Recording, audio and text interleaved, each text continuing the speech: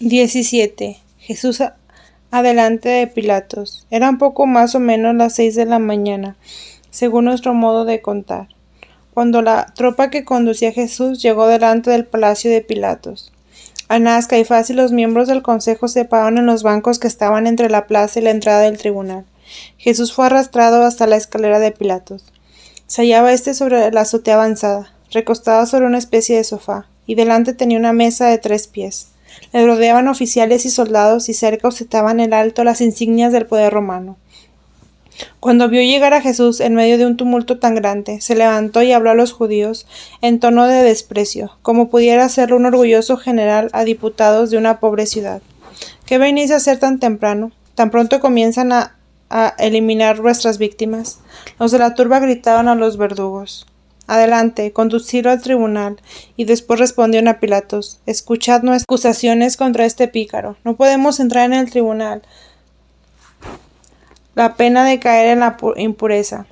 Proferidas estas palabras de alta voz, un hombre de grande estatura y de aspecto venerable gritó en medio del pueblo, que se agrupaba detrás de la plaza: No debes entrar en el tribunal, pues está santificado con sangre inocente. Solo él puede entrar. Solo él entre los judíos que está puro, como los inocentes que fueron lastimados ahí. Y habló así con mucha energía. Se perdió entre la multitud. Se llamaba Sadoc. Era hombre rico, primo de Obed y marido de Serafia, llamada después Verónica. 2 hijos suyos fueron del número de los santos inocentes, eliminados por orden de Herodes, en el patio del tribunal. Desde aquel día había renunciado al mundo, y su mujer y él habían vivido en continencia, según lo practicaban los esenios. Había visto y oído a Jesús una vez a casa de Lázaro. Cuando lo vio arrastrar tan miserablemente al pie de la escalera de Pilatos, el vivo recuerdo de sus hijos sacrificados le despertó en su corazón, y dio ese testimonio manifiesto de la inocencia del Salvador. Pero los acusadores de Jesús, tan irritados estaban de ver su entereza, y tanto les humillaba la actitud que tenían que guardar en su presencia, que apenas si se fijaron en las palabras de Sadoc. Los alguaciles hicieron subir a Jesús los escalones de mármol, y llevaron así detrás de la azotea donde Pilatos hablaba a los sacerdotes judíos. Pilatos había oído hablar mucho de Jesús. Al verle tan horriblemente desfigurado por tales tropelías y conservado siempre con aspecto de su tan admirable expresión de dignidad, el desprecio de Pilatos hacia los príncipes de los sacerdotes subió al punto. Les dio a entender que no estaba dispuesto a condenar a Jesús sin pruebas. Y les dijo en tono imperioso: ¿Ya que acusan a este hombre? Ellos le respondieron: Si no fuera un malhechor, no te lo hubiéramos presentado. Llévenselo, repuso Pilatos, y juzgadlo según vuestra ley. Los judíos replicaron: Bien sabes que nuestros derechos son muy limitados en materia de pena capital. Los enemigos de Jesús ardían de odio e impaciencia, y a todo el trance ansiaban acabar con Jesús antes del tiempo legal de la fiesta para poder sacrificar al Cordero Pascual. No advierten que el verdadero Cordero Pascual era el que habían conducido al tribunal del juez idólatra, que temían contaminarse. Cuando el gobernador romano les mandó que se presentasen a sus acusaciones, lo hicieron de 3 acusaciones principales, apoyada por una de 10 testigos, y se esforzaron sobre todo en hacer ver a Pilatos que Jesús había interrumpido los derechos del emperador. Le acusaron primero de ser un seductor del pueblo, que perturbaba la paz pública y estimulaba la sedición, y de ellos se exhibieron testimonios. Luego que tenía grandes reuniones de hombres, que no guardaba el sábado y que curaba en él. Aquí Pilato los interrumpió en son de burla. Vosotros no están enfermos sin duda, porque de lo contrario no estarían tan encolarizados con estas curaciones. Añadieron que seducía al pueblo con horribles doctrinas, diciéndoles que debían comer su carne y beber su sangre para alcanzar vida eterna. Pilatos miró a sus oficiales sonriéndole, y dirigió a los judíos estas palabras: Parece que vosotros seguís también su doctrina en lo que alcanza la vida eterna, cuando quieren ahora poco menos que comer su carne y beber su sangre. La segunda acusación era del hombre que exhortaba al pueblo a no pagar el tributo al emperador. Aquí Pilatos, lleno de cólera, los interrumpió con la certeza propia de un hombre encargado, especialmente de esto, y les dijo: Es un grandísimo embuste. Debo saber esto mejor que vosotros. Entonces los judíos pasaron a la tercera acusación. Este hombre oscuro de bajo origen se ha hecho un gran partido, y ha predicho la ruina de Jerusalén. Esparce por el pueblo parábolas ambiguas sobre un rey que prepara las bodas de su hijo. Un día la multitud que convocó sobre una montaña quiso hacerle rey, pero pensando que era demasiado pronto, se escondió. Ahora obra más claramente. Ha hecho su entrada triunfal en Jerusalén, al rito de Hosana al Hijo de David. Bendito sea el reino de nuestro padre David como llega. Con esto usurpa los honores reales, pues enseña que es el Cristo, el ungido del Señor, el Mesías, el Rey prometido a los judíos, y se hace llamar así. Todo lo cual fue también apoyado por 10 testigos. Cuando dijeron que Jesús se hacía llamar Cristo, el Rey de los judíos, Pilatos pareció pensativo. Fue desde la azotea a la sala del tribunal que estaba de lado, echó de paso una mirada atenta sobre Jesús, y mandó a los guardias que lo condujeran a la sala. Era Pilatos un pagano supersticioso, de espíritu ligero y voluble en las ideas. Había oído hablar de los hijos de sus dioses, que habían vivido sobre la tierra. Tampoco ignoraba que los profetas de los judíos le habían anunciado desde la antigüedad un ungido del Señor, un rey libertador y redentor, y que muchos judíos lo esperaban. También sabía que del oriente vinieron unos reyes a ver al viejo Herodes para rendir homenaje a un cierto rey recién nacido, que decía serlo de los judíos, y que Herodes en esta ocasión había mandado eliminar gran número de niños. Sabedor de estas tradiciones sobre un Mesías, un rey de los judíos no les daba, como buen pagano, crédito. Sin embargo, de haber querido formarse una idea sobre ellos, habían figurado un rey, victorioso y poderoso, como lo hacían los judíos instruidos en su tiempo, y los herodianos. Por eso le pareció un ridículo que acusaran a aquel hombre que se le presentaba un tal estado de abatimiento, fingiéndose aquel Mesías soñado rey. Pero como los enemigos de Jesús presentaron esto como una usurpación de los derechos del emperador, mandó traer a Jesús a su presencia para interrogarle. Le miró Pilatos con admiración y le dijo: ¿Así que eres tú, rey de los judíos? Y Jesús respondió: Lo dices por ti mismo, porque los otros lo han dicho de mí. Pilatos, ofendido de que Jesús pudiera creerle tan extravagante de que por sí le dirigiese pregunta tan rara, le dijo: ¿Soy acaso yo judío, que me ocupen semejantes necesidades? Tu pueblo y sus sacerdotes te traen a mis manos, porque has merecido el fin. Dime lo que has hecho. Jesús repuso con majestad: Mi reino no es de este mundo. Si mi reino fuese de este mundo, yo tendría servidores que combatirían por mí, para no dejarme caer en manos de los judíos. Pero mi reino no es de este mundo. Pilato se sintió perturbado con estas graves palabras, y le dijo en tono más serio: ¿Tú eres rey? Jesús respondió: Como tú lo dices, yo soy rey. He nacido y venido a este mundo para dar testimonio de la verdad. El que es la verdad escucha mi voz. Pilatos lo miró y dijo levantándose: La verdad. ¿Qué es la verdad? Hubo otras palabras que no me acuerdo bien. Pilatos volvió a la azotea, que no podía comprender a Jesús, pero vio que no era un rey que pudiera dañar al emperador, pues no quería ningún reino de este mundo. Y al emperador le preocupaban poco los reinos de otro mundo, y así gritó a los príncipes de los sacerdotes desde lo alto de la azotea: No halló ningún crimen en este hombre. Los enemigos de Jesús se irritaron, y de todas partes salió un torrente de acusaciones contra él. Pero el Salvador estaba silencioso, lloraba por los míseros hombres, y cuando Pilato se volvió a él, diciéndole: ¿No respondes nada a estas acusaciones?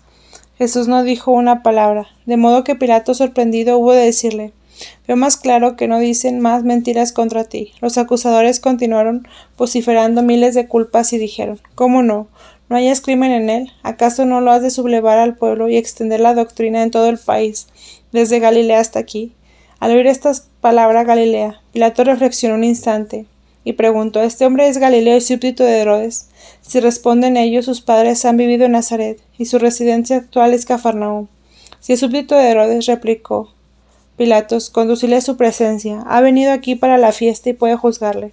Entonces mandó salir a Jesús fuera del tribunal, y envió un oficial a Herodes avisándole que iban a presenciar a Jesús en Nazaret, súbdito suyo. Pilatos estaba satisfecho con rehuir a la obligación de juzgar a Jesús, pues era algo desagradable para él. Deseaba también hacer una fineza a Herodes, con quien había reñido y el cual quería ver a Jesús. Los enemigos del Salvador, furiosos de ver a Pilatos, los arrojaba en sí en presencia de todo el pueblo, extremaron su rencor contra Jesús. Le ataron de nuevo y lo arrastraron lleno de insultos y golpes, en medio de la multitud que cubría la plaza. Fue conducido hasta el palacio de Herodes, que no estaba muy distante. Algunos soldados romanos se habían agregado a la escolta. Claudia Prosias, mujer de Pilatos, le mandó a decir que deseaba mucho hablarle. Mientras que llevaban a Jesús a casa de Herodes, subió secretamente a una galería, donde pudo presenciar aquella tragedia con mucha agitación y angustia.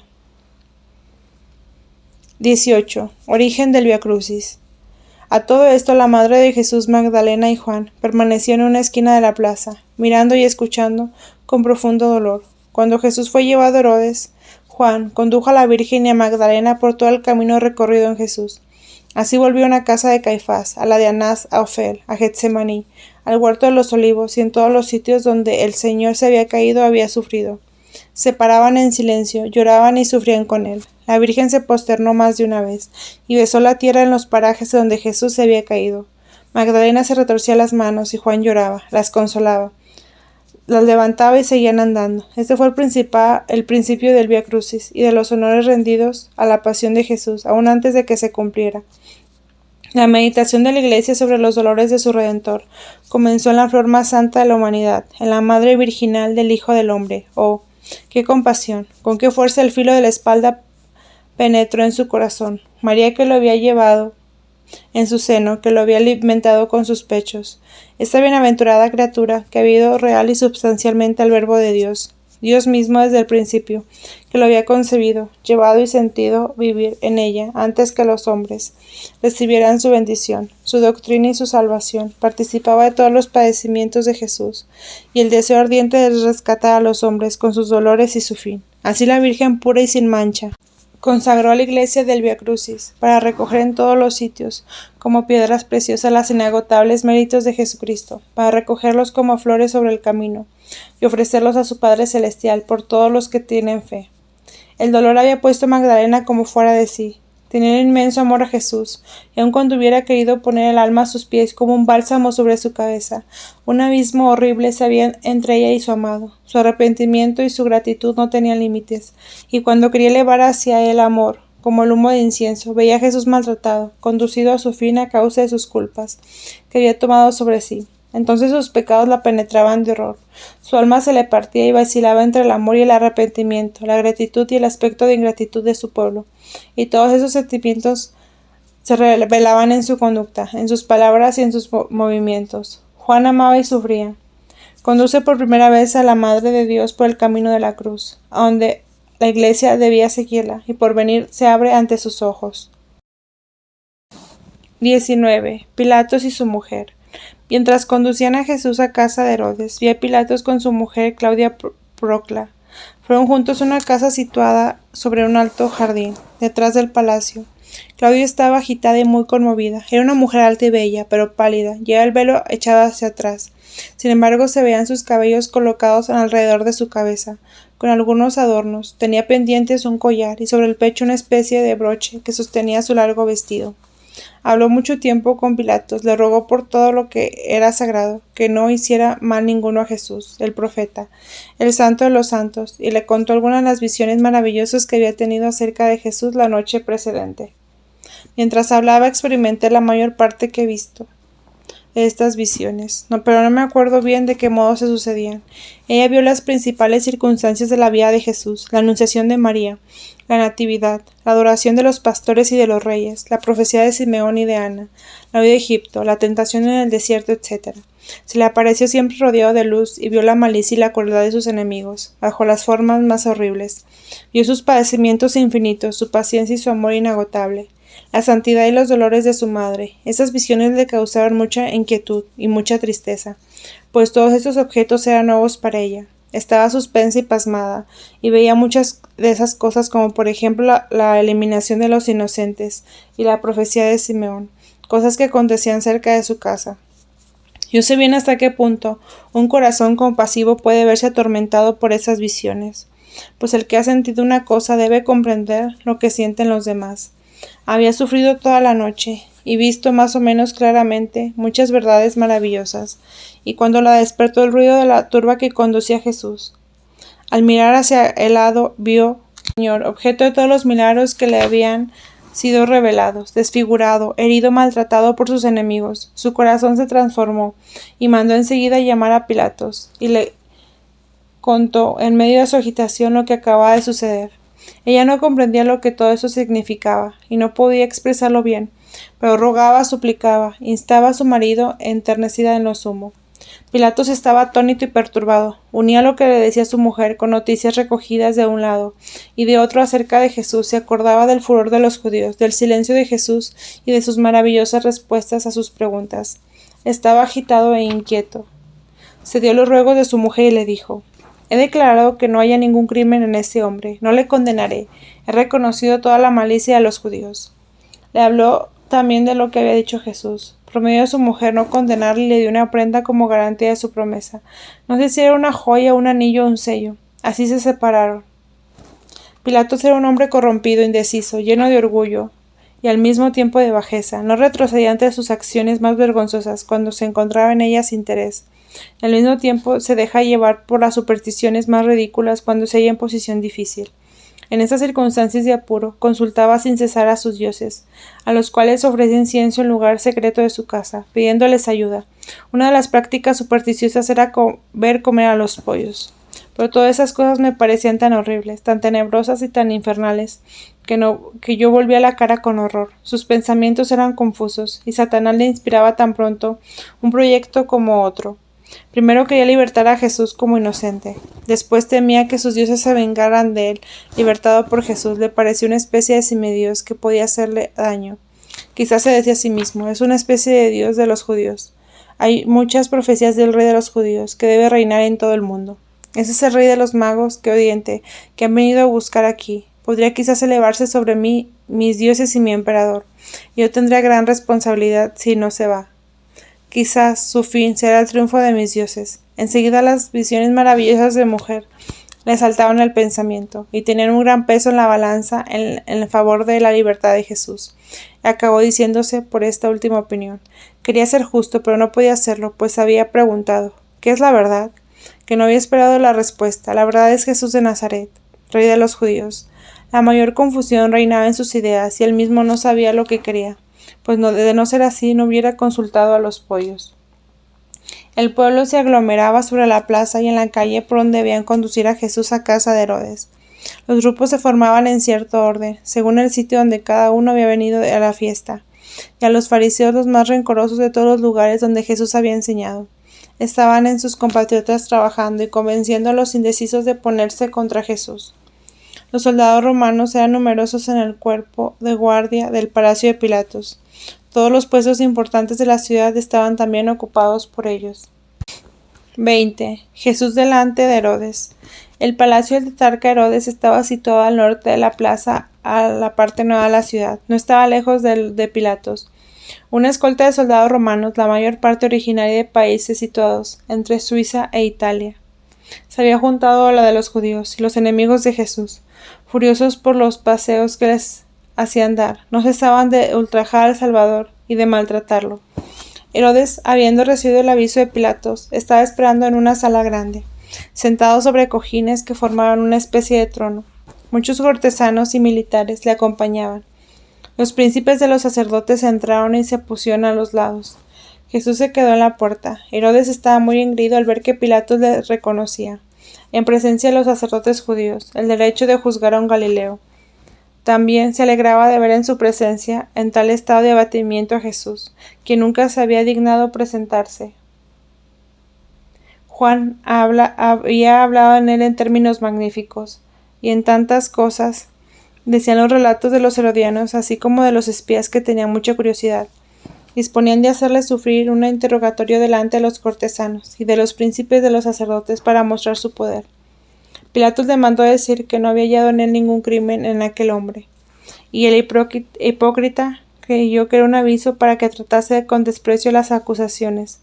Lo que aumentó el furor de estos. En cuanto entraron, lanzaron tumultuosamente las acusaciones, pero Herodes miraba a Jesús con curiosidad, y cuando le vio tan desfigurado, cubierto de golpes, con el pelo en desorden, el rostro ensangrentado, su vestido manchado y aquel príncipe voluptuoso y sin energía, sintió una compasión mezclada con disgusto. Profirió el nombre de Dios, volvió a su cara con repugnancia y dijo a los sacerdotes: «Llevadlo, límpienlo. ¿Cómo traes a mi presencia a un hombre tan asqueroso y tan lleno de heridas?». Los alguaciles llevaron a Jesús al vestíbulo, le trajeron agua en un cántaro y lo limpiaron sin cesar de maltratarlo. Herodes reprendió a los sacerdotes por su crueldad. Parecía que quería imitar la conducta de Pilatos, pues también les dijo: «Bien, se ve que ha caído en las manos de los carniceros. Comienzan las inmolaciones antes de tiempo». Los príncipes de los sacerdotes reproducían con empeño sus quejas y sus acusaciones. Cuando volvieron a presentar a Jesús delante de Herodes, fingiendo compadecerse, mandó que le trajeran un vaso de vino para reparar sus fuerzas. Pero Jesús meneó la cabeza y no quiso beber. Herodes habló con énfasis y prolongadamente repitió a Jesús todo lo que sabía de él, y le hizo muchas preguntas, y le pidió que hiciera un prodigio. Jesús no respondió una palabra, y estaba delante de él con los ojos bajos, lo que irritó a Herodes. Sin embargo, disimuló el enojo, y continuó sus preguntas. Primero quiso halagarle: «Duéleme ver las acusaciones tan graves pesen sobre ti. He oído hablar mucho de ti. Sabes que me has ofendido en Tirsa cuando libertaste sin mi permiso los presos que había capturado ahí.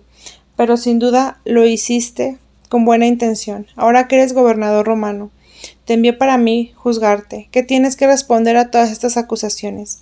Te callas. Me han hablado mucho de tu sabiduría en tus discursos y tus doctrinas. Quisiera oírte responder a tus acusadores. ¿Qué dices?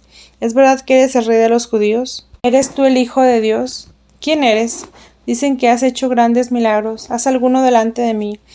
Está en mi mano el darte la libertad. Es verdad que has dado la vista a ciegos de nacimiento, resucitado a Lázaro de entre los difuntos, y has dado de comer a millones de hombres con unos cuantos panes.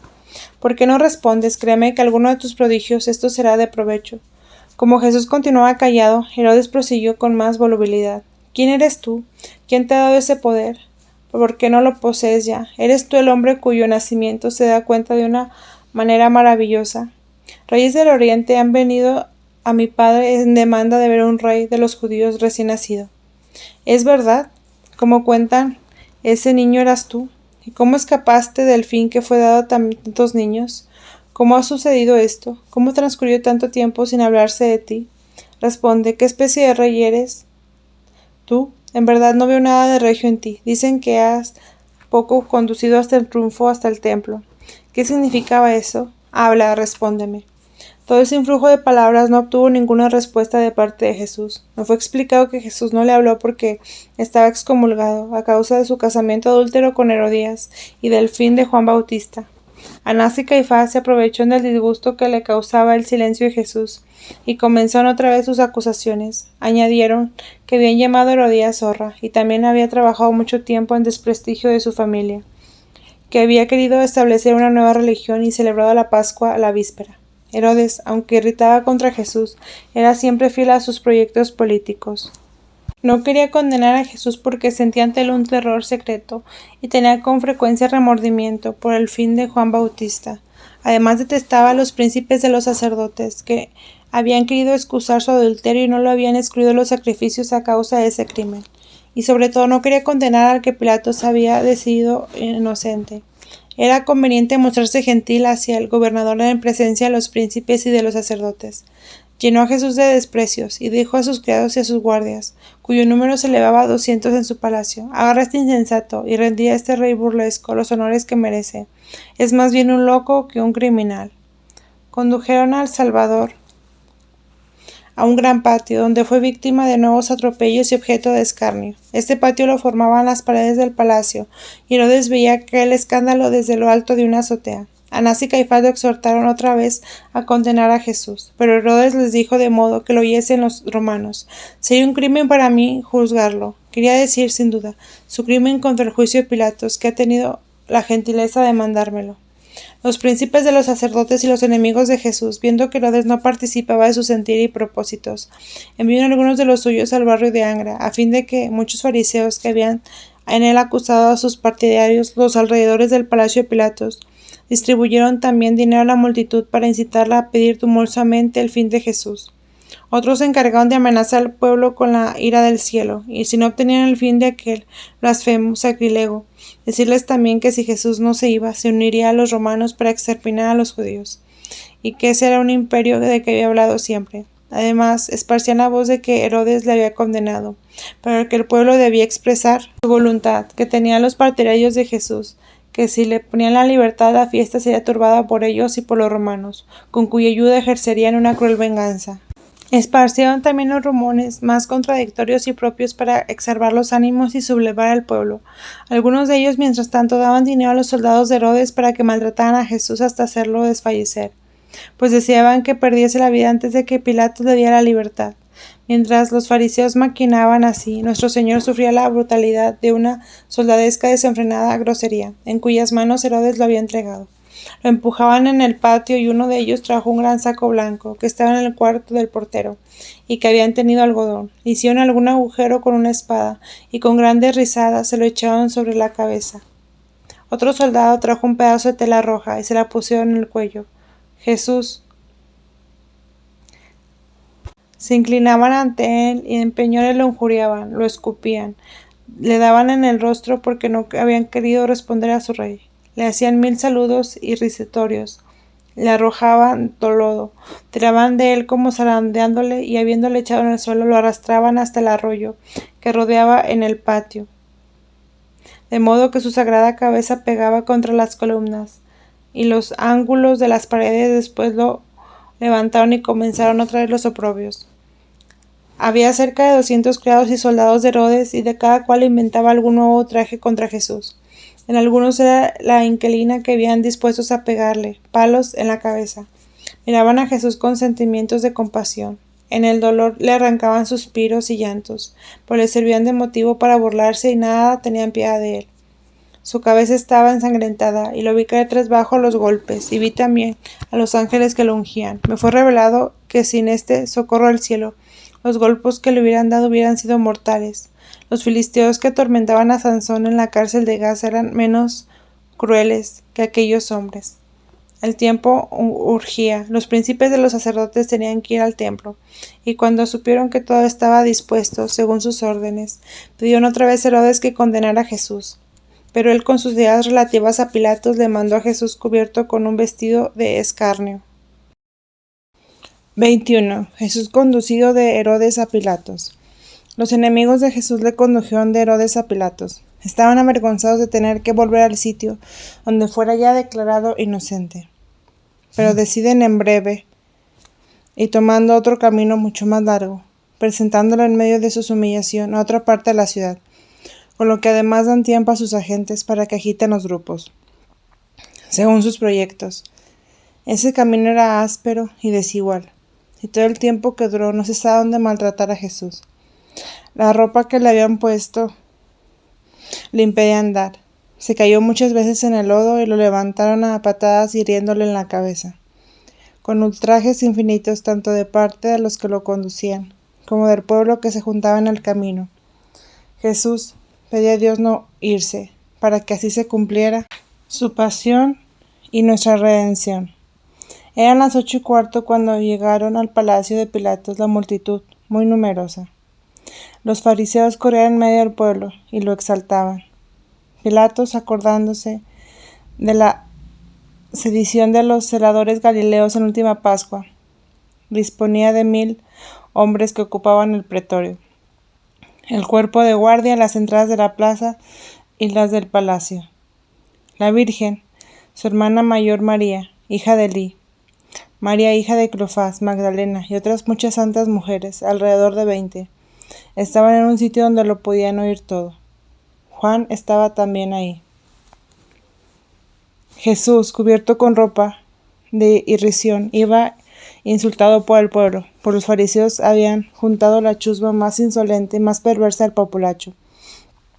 Un fámulo de Herodes vino a decirle a Pilatos que su amo estaba lleno de gratitud por su fineza, y que no habiendo visto en el célebre Galileo más que a un loco, lo había tratado como tal, y se lo devolvía. Pilatos quedó satisfecho al ver que Herodes obró como él, no condenando a Jesús. Le dio la enhorabuena y reanudaron la amistad, de enemigos que eran desde que el acueducto se había hundido. Vuelto Jesús de nuevo a la casa de Pilatos, los alguaciles le hicieron subir la escalera con la brutalidad ordinaria, pero se enredó en su vestido y cayó sobre los escalones de mármol blanco, que se tiñeron en sangre de su cabeza sagrada. Los enemigos de Jesús habían tomado sus sitios a la entrada de la plaza. El pueblo reía de su caída, y los soldados le golpeaban para levantarlo. Pilatos estaba apoyado sobre su sillón, especie de sofá, y la mesita colocada delante de él. Le rodeaba oficiales y escribientes. Se adelantó sobre la azotea y dijo a los acusadores de Jesús: «Me habéis traído a este hombre como un agitador del pueblo. Le he interrogado, y delante de vosotros no le hallo culpable de crimen que le imputas. Herodes tampoco le juzga criminal. Por consiguiente voy a mandar que lo azoten y a ponerlo en libertad». Los murmullos se elevaron entre los fariseos, y las distribuciones de dinero en el pueblo se hicieron con más actividad. Pilato recibió con sumo sacerdote aquella demostración de protesta, y aún hubo de proferir alguna frase mordaz. Por aquel entonces acudía el pueblo a él solicitud de que antes de la celebración de la Pascua, y según la antigua costumbre, diese en libertad a un preso. Los fariseos, por medio de sus emisarios, imbuyeron a la multitud, que en modo alguno pidió la libertad de Jesús, sino su suplicio. Pilato esperaba que pedirían la libertad de Jesús, y tuvo la idea de darles a escoger entre él y un criminal llamado Barrabás, que horrorizaba a todo el pueblo. Había cometido una desvivisión en una sedición. Yo le he visto cometer otros crímenes. Fue autor de sortilegios y hasta había arrancado a algunas mujeres el fruto que llevaban en sus entrañas. Se me había olvidado lo demás. Hubo un movimiento entre el pueblo de la plaza. Un grupo se adelantó levantando su cabeza. Oradores que gritaron a Pilatos: «Haz lo que has hecho siempre por la fiesta». Pilato les dijo: «Es costumbre que liberte a un criminal en la Pascua. ¿Quién quieres que sea? ¿Barrabás o el rey de los judíos, Jesús, que dicen que es el ungido del Señor?» Pilato, siempre indeciso, llamaba a Jesús rey de los judíos, porque estaba este orgulloso romano quería mostrarle su desprecio, atribuyéndoles un rey tan pobre, pero le daba también ese nombre, porque abrigaba cierta persuasión de que Jesús era, en efecto, el rey milagroso, el Mesías prometido a los judíos. Después cedía a ese presentimiento que tenía de la verdad, viendo claramente, por otra parte, que los príncipes de los sacerdotes estaban llenos de envidia contra Jesús. A la pregunta de Pilatos, hubo alguna duda de la multitud, y varias veces voces gritaron: «Barrabás». Pilatos, llamando aquel instante por un criado de su mujer, salió de la azotea, y ésta, presentándole la prenda que él antes le dijera, dijo: «Claudia Procla, te recuerdo la promesa de esta mañana». Mientras tanto, los fariseos y los príncipes de los sacerdotes bullían con grande agitación. Las turbas mostraban agitadas, amenazadoras. María, Magdalena, Juan y las santas mujeres estaban en la esquina de la plaza, trémulas y llorando.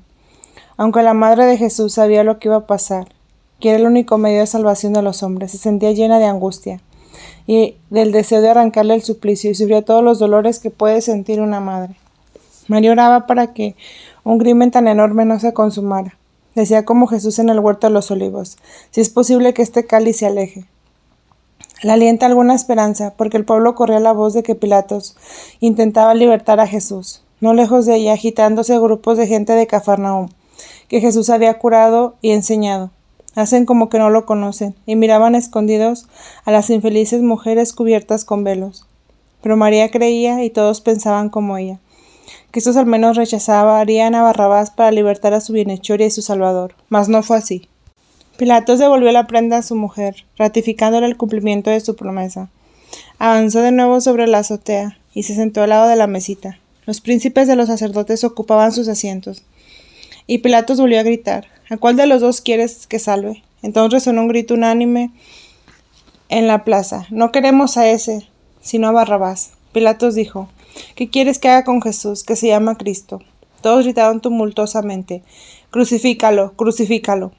Pilatos preguntó por tercera vez: «¿Pero qué mal ha hecho? Yo no encuentro en él crimen que merezca su fin, y voy a mandar a azotarlo y dejarlo libre».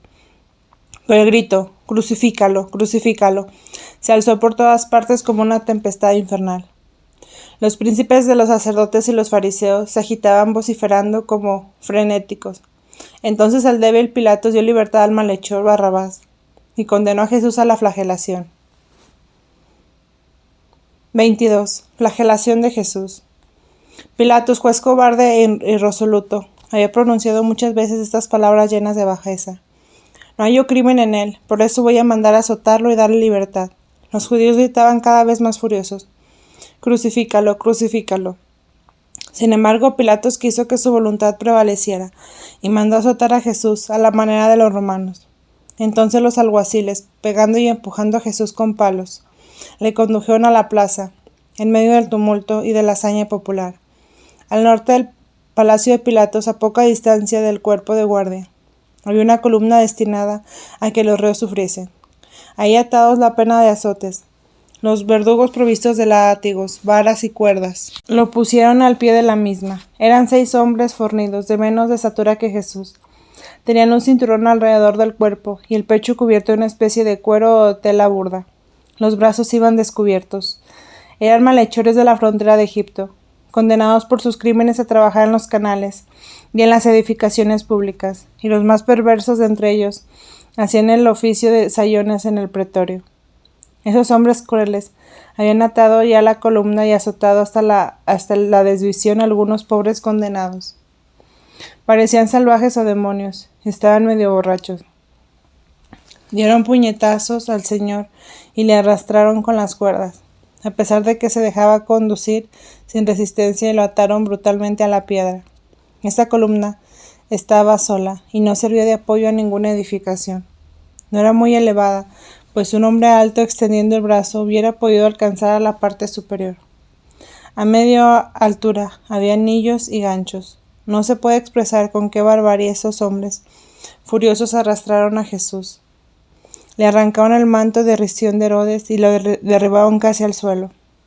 Jesús temblaba y se estremecía delante de la columna. Se despojó él mismo de sus vestiduras con las manos hinchadas y ensangrentadas. Mientras le pegaban, oró del modo más tierno y volvió un instante la cabeza hacia su madre, que estaba llena de dolor, en la esquina de uno de los lados de la plaza, y que cayó sin conocimiento en brazos de las santas mujeres que la rodeaban. Jesús abrazó a la columna, los verdugos le ataron las manos, levantadas en alto, a un anillo de hierro que estaba arriba, y estiraron tanto sus brazos que sus pies, atados fuertemente a lo bajo de la columna, tocaba apenas el suelo. El santo de los santos fue así extendido sobre la columna de los malhechores, y 2 aquellos hombres furiosos comenzaron a flagelar su cuerpo sagrado, desde la cabeza hasta los pies. Sus látigos o sus varas parecían de madera, blanca, flexible. Puede ser también que fueran nervios de buey o correas de cuero duro y blanco. El Salvador, el Hijo de Dios, verdadero Dios y verdadero hombre, temblaba y se retorcía como un gusano bajo los golpes. Sus llantos, dulces y claros, se oían como una oración en medio del ruido de los azotes. De cuando en cuando los gritos del pueblo y de los fariseos zumban con estruendosa tempestad, y cubren sus quejidos lastimeros con altera. Con piadosísimas bendiciones clamaban: «¡Que muera, crucifícalo!», pues Pilatos estaba todavía hablando con el pueblo, y cuando quería decir algunas palabras en medio del tumulto popular, una trompeta tocaba en demanda en silencio. Entonces se oía de nuevo crujir los azotes, los sollozos de Jesús, las imprecaciones de los verdugos y el balido de los corderos pascuales que se lavaban en la piscina de las ovejas. Este balido acentuaba un espectáculo tiernísimo. Eran tristes voces que se unían a los llantos de Jesús. El pueblo judío estaba a cierta distancia de la columna. Los soldados romanos ocupaban diferentes puntos. Muchos iban y venían silenciosos o perforando insultos. Otros se sentían conmovidos y parecía que un rayo de Jesús les tocaba. Yo vi jóvenes monstruos de la infamia, casi descubiertos, que preparaban varas frescas cerca del cuerpo de guardia. Otros iban a buscar varas de espino. Algunos alguaciles de los príncipes de los sacerdotes daban dinero a los verdugos. Les trajeron también un cántaro que contenía una bebida espesa y rojiza, y bebieron hasta embriagarse. Pasado un cuarto de hora, los sayones que azotaban a Jesús fueron reemplazados por otros 2. El cuerpo del Salvador estaba cubierto de manchas negras, lívidas y rojizas, y su sangre corría por el suelo. Por todas partes se oían las injurias y las burlas. Los segundos verdugos se lanzaron con rabia de hambrientos lobos sobre Jesús. Tenían una especie de varas, eran de espino con nudos y puntas. Los golpes hirieron todo el cuerpo de Jesús. La sangre saltó a la distancia y ellos tenían los brazos manchados. Jesús lloraba, oraba y se estremecía. Muchos forasteros pasaban por la plaza, montados sobre camellos, y se alejaron llenos de horror y de pena cuando el pueblo les explicó lo que ocurría. Eran caminantes que habían ido que habían recibido el bautismo de Juan, o que habían oído los sermones de Jesús sobre la montaña. El tumulto y los gritos no cesaban alrededor de la casa de Pilatos. Otros nuevos verdugos pegaban a Jesús con correas, que tenían en las puntas garfios de hierro, con los cuales le arrancaban la carne a tiras. ¡Ay! ¿Cómo describir ese tremendo y doloroso espectáculo? Sin embargo, su rabia no estaba todavía satisfecha. Desataron a Jesús y le ataron de nuevo de espaldas a la columna. No podía sostenerse.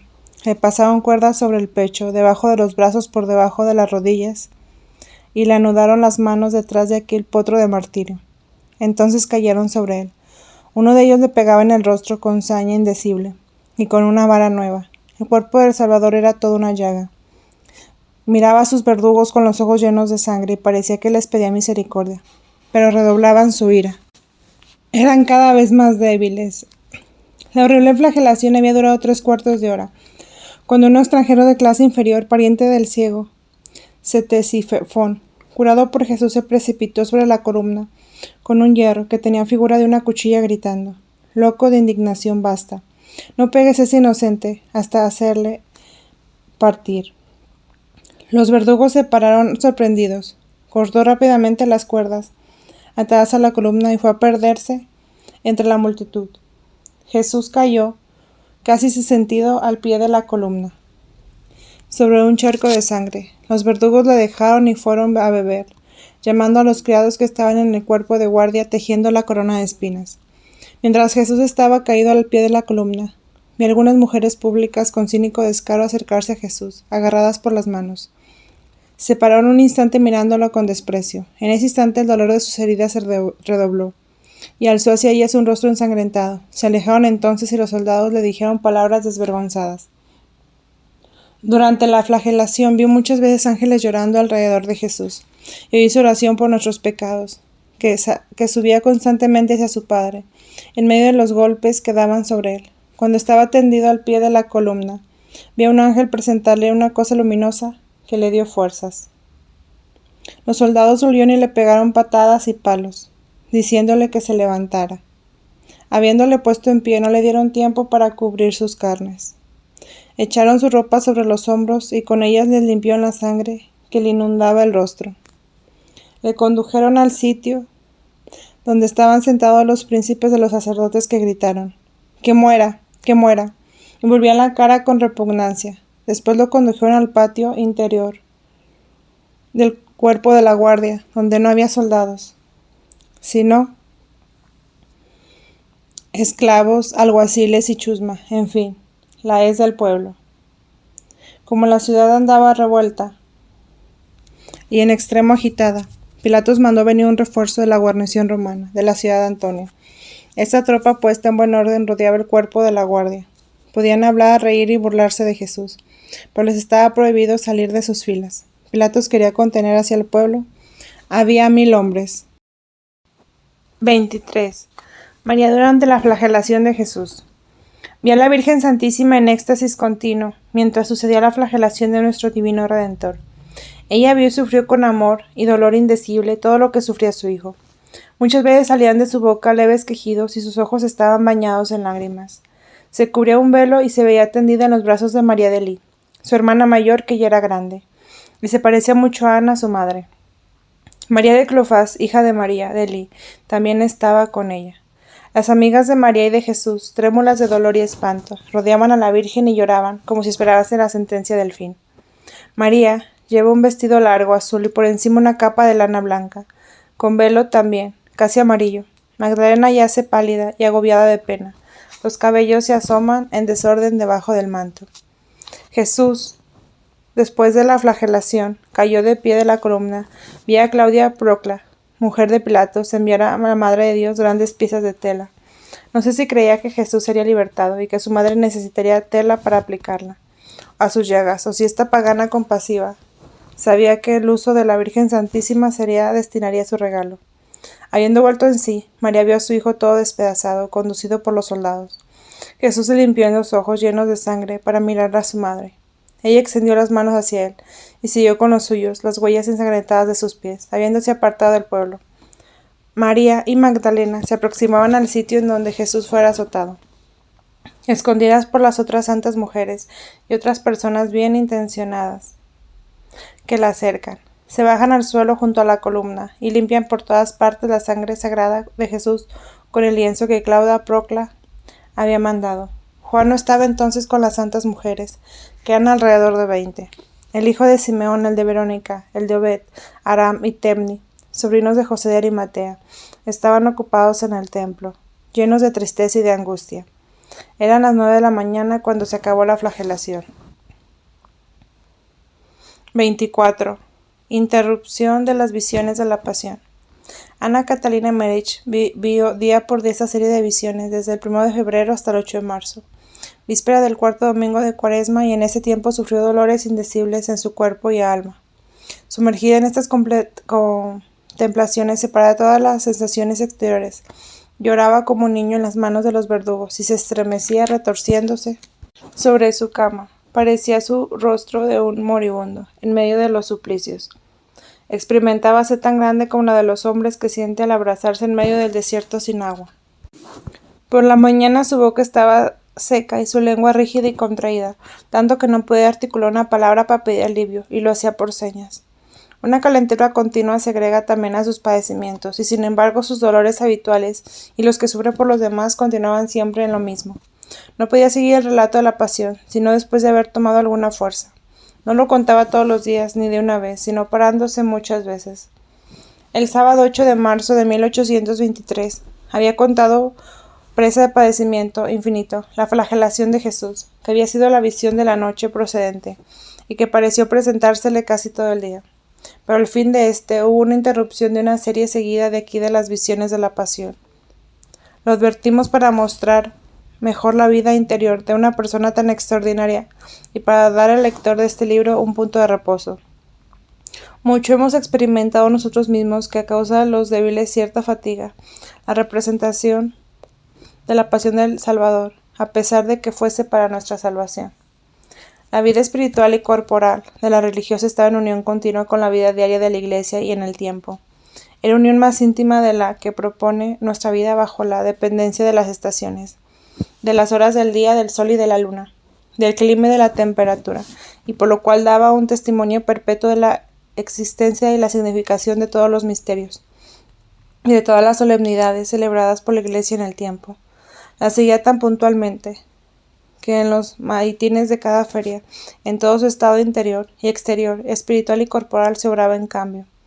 Cuando el sol espiritual de uno de los días de la Iglesia se había puesto, ella se volvió al instante hacia el sol el día siguiente, como penetrándose todas sus oraciones, todos sus trabajos, todos sus padecimientos, de la gracia especial concedida a este nuevo día. A modo de una planta se baña en el rocío y se regocija con la luz y el calor de la aurora. Verificábase una revolución en todo su cuerpo, no precisamente cuando la campana toca el ángelus al anochecer, el cual puede tocarse más tarde, más temprano, a causa de la ignorancia de la que están encargados de ello, sino un momento real y preciso, de nueva reproducción del orden eterno, a una hora en que los hombres no les ha dado apreciarla por sus sentidos.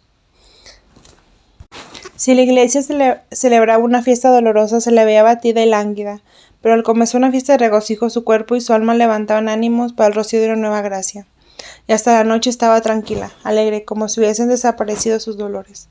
Todo esto pasaba en Ana, sin la participación de su voluntad, pero como desde su niñez había tenido el deseo sincero de ser obediente a Jesús y a su Iglesia, Dios había modificado su naturaleza de modo que se volvía espontáneamente hacia la Iglesia, como una planta hacia la luz, aunque la rodean de una noche artificial. El sábado 8 de marzo de 1823, después de aparecer el sol, habiendo acabado de contar con mucho trabajo las escenas de la flagelación del Señor, se cayó de pronto. Y el que escribe estas páginas creyó que su alma había pasado a la contemplación de la coronación de espinas. Pero después de algunos minutos de reposo, su cara alterada y pálida, como la de un agonizante, recobró una dulce serenidad, y pronunció algunas palabras en el tono de afectuoso en que se habla a los niños. «Ah, qué niño tan amable. ¿Quién es? Esperad, voy a preguntárselo. Se llama José. Se viene a mí corriendo en medio de esta multitud. Pobre niño. Sonríe, no sabe nada de lo que pasa. Está casi desnudo. Temo que tenga frío. El aire es tan fresco en la mañana. Espera, te voy a abrigar un poco. Después de estas palabras pronunciadas con tanta verdad que se podía mirar alrededor a ver si el niño estaba. Tomó unos paños que había a su lado e hizo todos los movimientos de una persona compasiva que quiere perseverar a un niño del frío. Su amigo no pudo preguntar la explicación de lo que había motivado esas palabras, porque su estado cambió de pronto. Una persona que la cuidaba pronunció la palabra obediencia.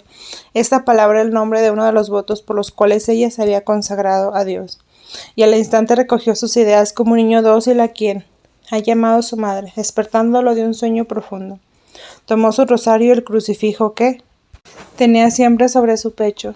Arregló su ropa, se restregó los ojos y se sentó. La llevaron desde su cama a una silla, pues estaba incapaz de sostenerse y de andar. Era la hora de hacerle la cama. Su amigo se fue para escribir lo que había recogido en el día. El domingo 9 de marzo preguntó a la persona que la cuidaba qué quería decir la enferma ayer tarde cuando hablaba de un niño llamado José. Y esta persona respondió: se ha ocupado mucho tiempo en el pequeñuelo. José es hijo de una de mis primas, que Ana quiere mucho. Tengo miedo que esto presagie una enfermedad a este niño, pues ha dicho muchas veces que estaba casi desnudo y que temía que tuviese frío.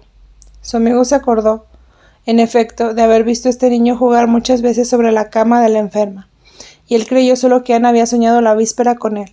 Más tarde, cuando la volvió a ver para que le siguiese contando las escenas de la pasión, la halló más serena y en mejor estado que los días anteriores. Ana le dijo que no había visto nada más después de la flagelación, y cuando le hizo preguntas acerca del pequeño José, del que había hablado tanto, no se acordaba de haber mencionado a semejante niño.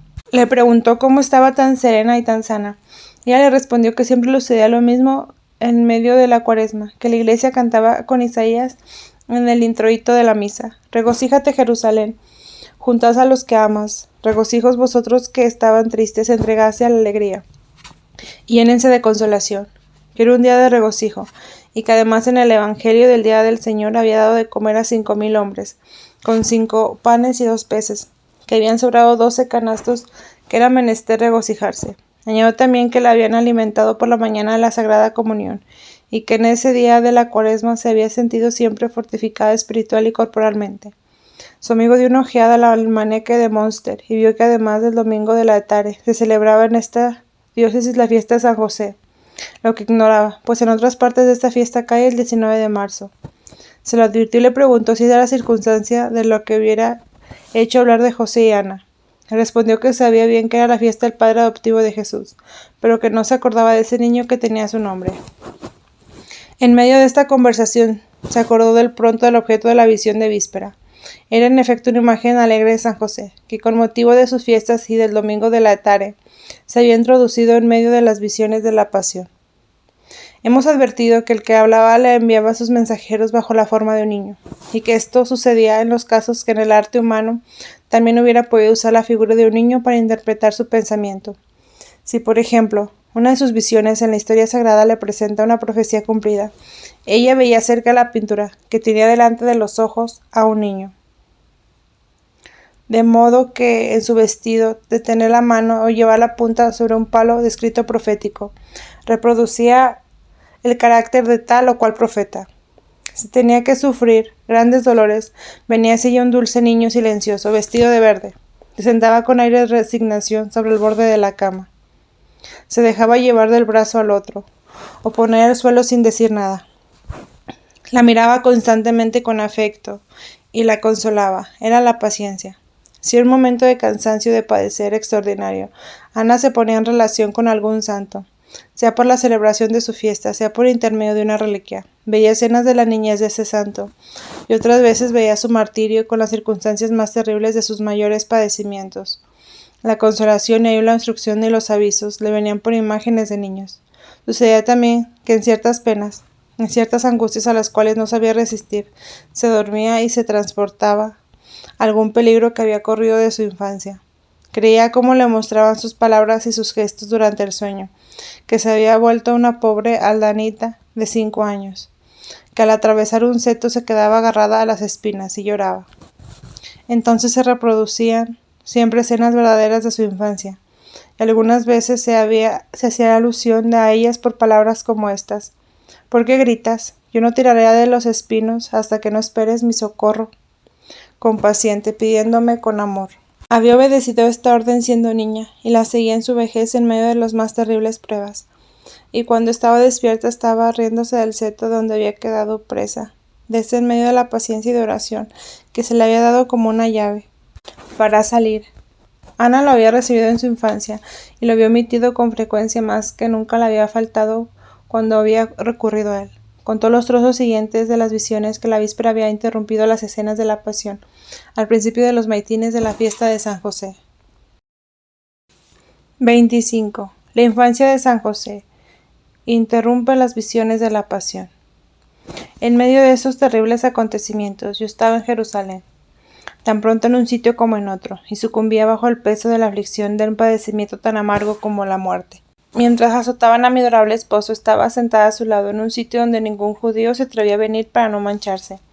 No era ese mi temor, al contrario, deseaba que una sola gota de su sangre cayera sobre mí para purificarme. Tenía el corazón tan partido que me parecía que iba a morir, pues no podía socorrer a Jesús. Lloraba a cada golpe que le daban, y solo me extrañaba que no me echaran. Cuando los verdugos de Jesús lo llevaron al cuerpo de guardia para ponerle la corona de espinas, hubiera querido correr para contemplarle con sus nuevos dolores.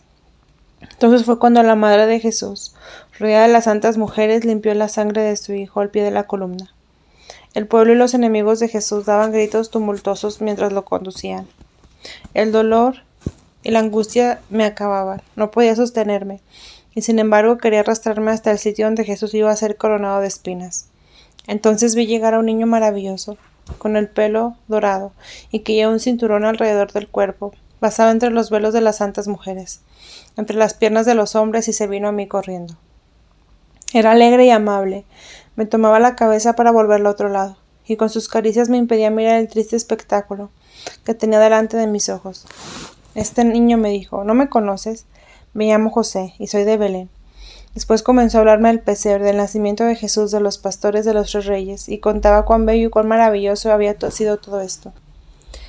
Yo temía que tuviera frío, porque tenía muy poca ropa, y estaba granizando, pero me puso sus manos en la cara diciéndome: mira qué calor tengo, donde estoy no se siente el frío. Yo estaba llorando a causa de la corona de espinas que venía a trenzar, pero él me consoló y me dijo una bella parábola para explicarme cómo la alegría saldría de todos estos padecimientos. Había en esta parábola muchas explicaciones del sentido místico de los padecimientos del Señor. Me enseñó el campo donde habían nacido las espinas de la corona de Jesús.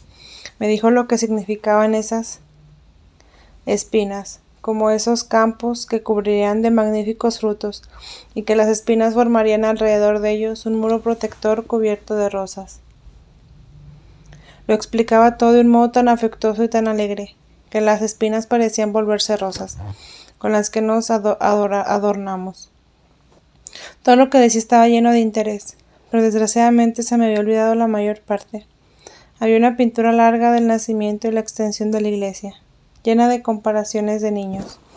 No me dejó mirar la pasión de Jesús y me llevó a otras escenas diferentes. Yo misma me volví un niño y corrí con José a Belén. Me enseñaba los lugares de donde había pasado su infancia. Rezábamos juntos en el pesebre, donde se refugiaba cuando sus hermanos le atormentaban a causa de su piedad precoz. Me parecía que veía a su familia viviendo todavía en la casa que habitaba el padre de David, y que en la época del nacimiento de Jesús había caído en manos extrañas, pues entonces vivían en ella empleados romanos, a los cuales José debía pagar la contribución. Estábamos alegres como niños, y era como si Jesús y su madre aún no hubiesen nacido. Así, la víspera de la fiesta de San José, pasé de las escenas dolorosas de la pasión a una visión alegre y consoladora. El día de San José, Ana no vio nada de la pasión, y solo dijo lo que sigue sobre la conducta de María y de Magdalena. La cara de la Virgen estaba pálida y desencajada, sus ojos estaban enrojecidos por las lágrimas. No puedo expresar su simplicidad y su dignidad. Desde ayer no había cesado de andar errante, en medio de la angustia, por el valle de Josafat y en las calles de Jerusalén. Y sin embargo no hay desorden ni descompostura en su vestido. No hay un solo pliegue que no respire santidad. Todo en ella es simple, digno, lleno de pureza y de inocencia. María mira majestuosamente a su alrededor, y los pliegues de su velo cuando vuelve la cabeza. Tiene una vista singular. Sus movimientos son en medio del dolor, con más amargo, y su aspecto es sencillo y sereno. Su vestido era húmedo del rocío de la noche y de las abundantes lágrimas que ha derramado. Es bella de una belleza indecible y sobrenatural. Esta belleza es pureza inefable, simplicidad, majestad y santidad. Magdalena tiene un aspecto diferente, es más alta y más fuerte, su persona y sus movimientos son más pronunciados. Pero las pasiones, el arrepentimiento, su dolor enérgico han destruido su belleza. Da miedo verla tan desfigurada por su desesperación. Sus largos cabellos cuelgan desatados debajo de su velo despedazado. Está toda trastornada, no piensa más que en su dolor, y parece casi una loca. Hay mucha gente de Magdalún y de sus alrededores que la han visto llevar primero una vida tan elegante y después tan escandalosa, como ha vivido siempre tiempo escondida. Hoy la señalan con el dedo y la llenan de injurias. Y aún los hombres del populacho de Magdalena le tiran lodo, pero ella no advierte nada. Tan absorta estaba en su dolor. 26. Coronación de espinas. Cuando la religiosa volvió a sus visiones sobre la pasión, sintió una calentura muy fuerte y una sed ardiente. Estaba tan abatida el lunes, después del domingo de la tarde, que contó lo que sigue con mucho trabajo y sin mayor orden. Durante la flagelación de Jesús, Pilatos habló muchas veces del pueblo, que una vez gritó: «Es menester que muera, aunque debamos morir también nosotros». Cuando Jesús fue conducido al cuerpo de guardia, gritaron: «¡Que muera!». Después hubo un silencio. Pilatos dio órdenes a sus soldados y a los príncipes de los sacerdotes. Mandaron a sus criados que les trajesen de comer. Pilatos, con el espíritu agitado por sus supersticiones, se retiró algunos instantes para consultar a sus dioses y ofrecerles incienso. La Virgen y sus amigos se retiraron de la plaza, después de haber recogido la sangre de Jesús. Vi que entraban con sus lienzos ensangrentados en una casita poco distante. No sé de quién era. La coronación de espinas se hizo en el patio interior del cuerpo de la guardia. Había ahí 50 miserables criados, carceleros, alguaciles, esclavos y otras gentes de igual jaez. El pueblo estaba alrededor del palacio, pero pronto se vio rodeado de 1000 soldados romanos, puestos en buen orden, cuyas risas y burlas avivaban el sadismo de los verdugos de Jesús, como los aplausos del público incentivan a los cómicos. En medio del patio había un trozo de una columna. Pusieron sobre él un banquito muy bajo, y lo llenaron de piedras agudas. Le quitaron a Jesús los vestidos del cuerpo, cubierto de llagas, y le pusieron la capa vieja, rojiza y de un soldado, que no llegaba a las rodillas. Lo arrastraron al asiento que le habían preparado, y lo sentaron brutalmente. Entonces le pusieron la corona de espinas alrededor de la cabeza, y la ataron fuertemente por detrás. Estaba hecha de 3 varas de espino bien trenzadas. En la mayor parte de las puntas estaban vueltas a propósito hacia adentro. Habiéndosela atado, le pusieron una caña en la mano. Todo esto lo hicieron con una gravedad irrisoria, como si realmente coronasen al rey. Le quitaron la caña de las manos y le pegaron con tanto afán en la corona de espinas que los ojos del Salvador estaban inundados de sangre. Se arrodillaron delante de él, le hicieron burla y le escupieron el rostro y lo abofetearon gritándole: «Salve, rey de los judíos». Después lo tiraron con su asiento y lo volvieron a levantar de un jalón. No podía repetir todos los ultrajes que imaginaban estos hombres. Jesús sufrió una sed horrible. Sus heridas le habían dado calentura y tenía frío. Su carne estaba rasgada hasta los huesos. Su lengua estaba contraída y su sangre sagrada, que corría a la cabeza, refrescaba su boca ardiente y entreabierta.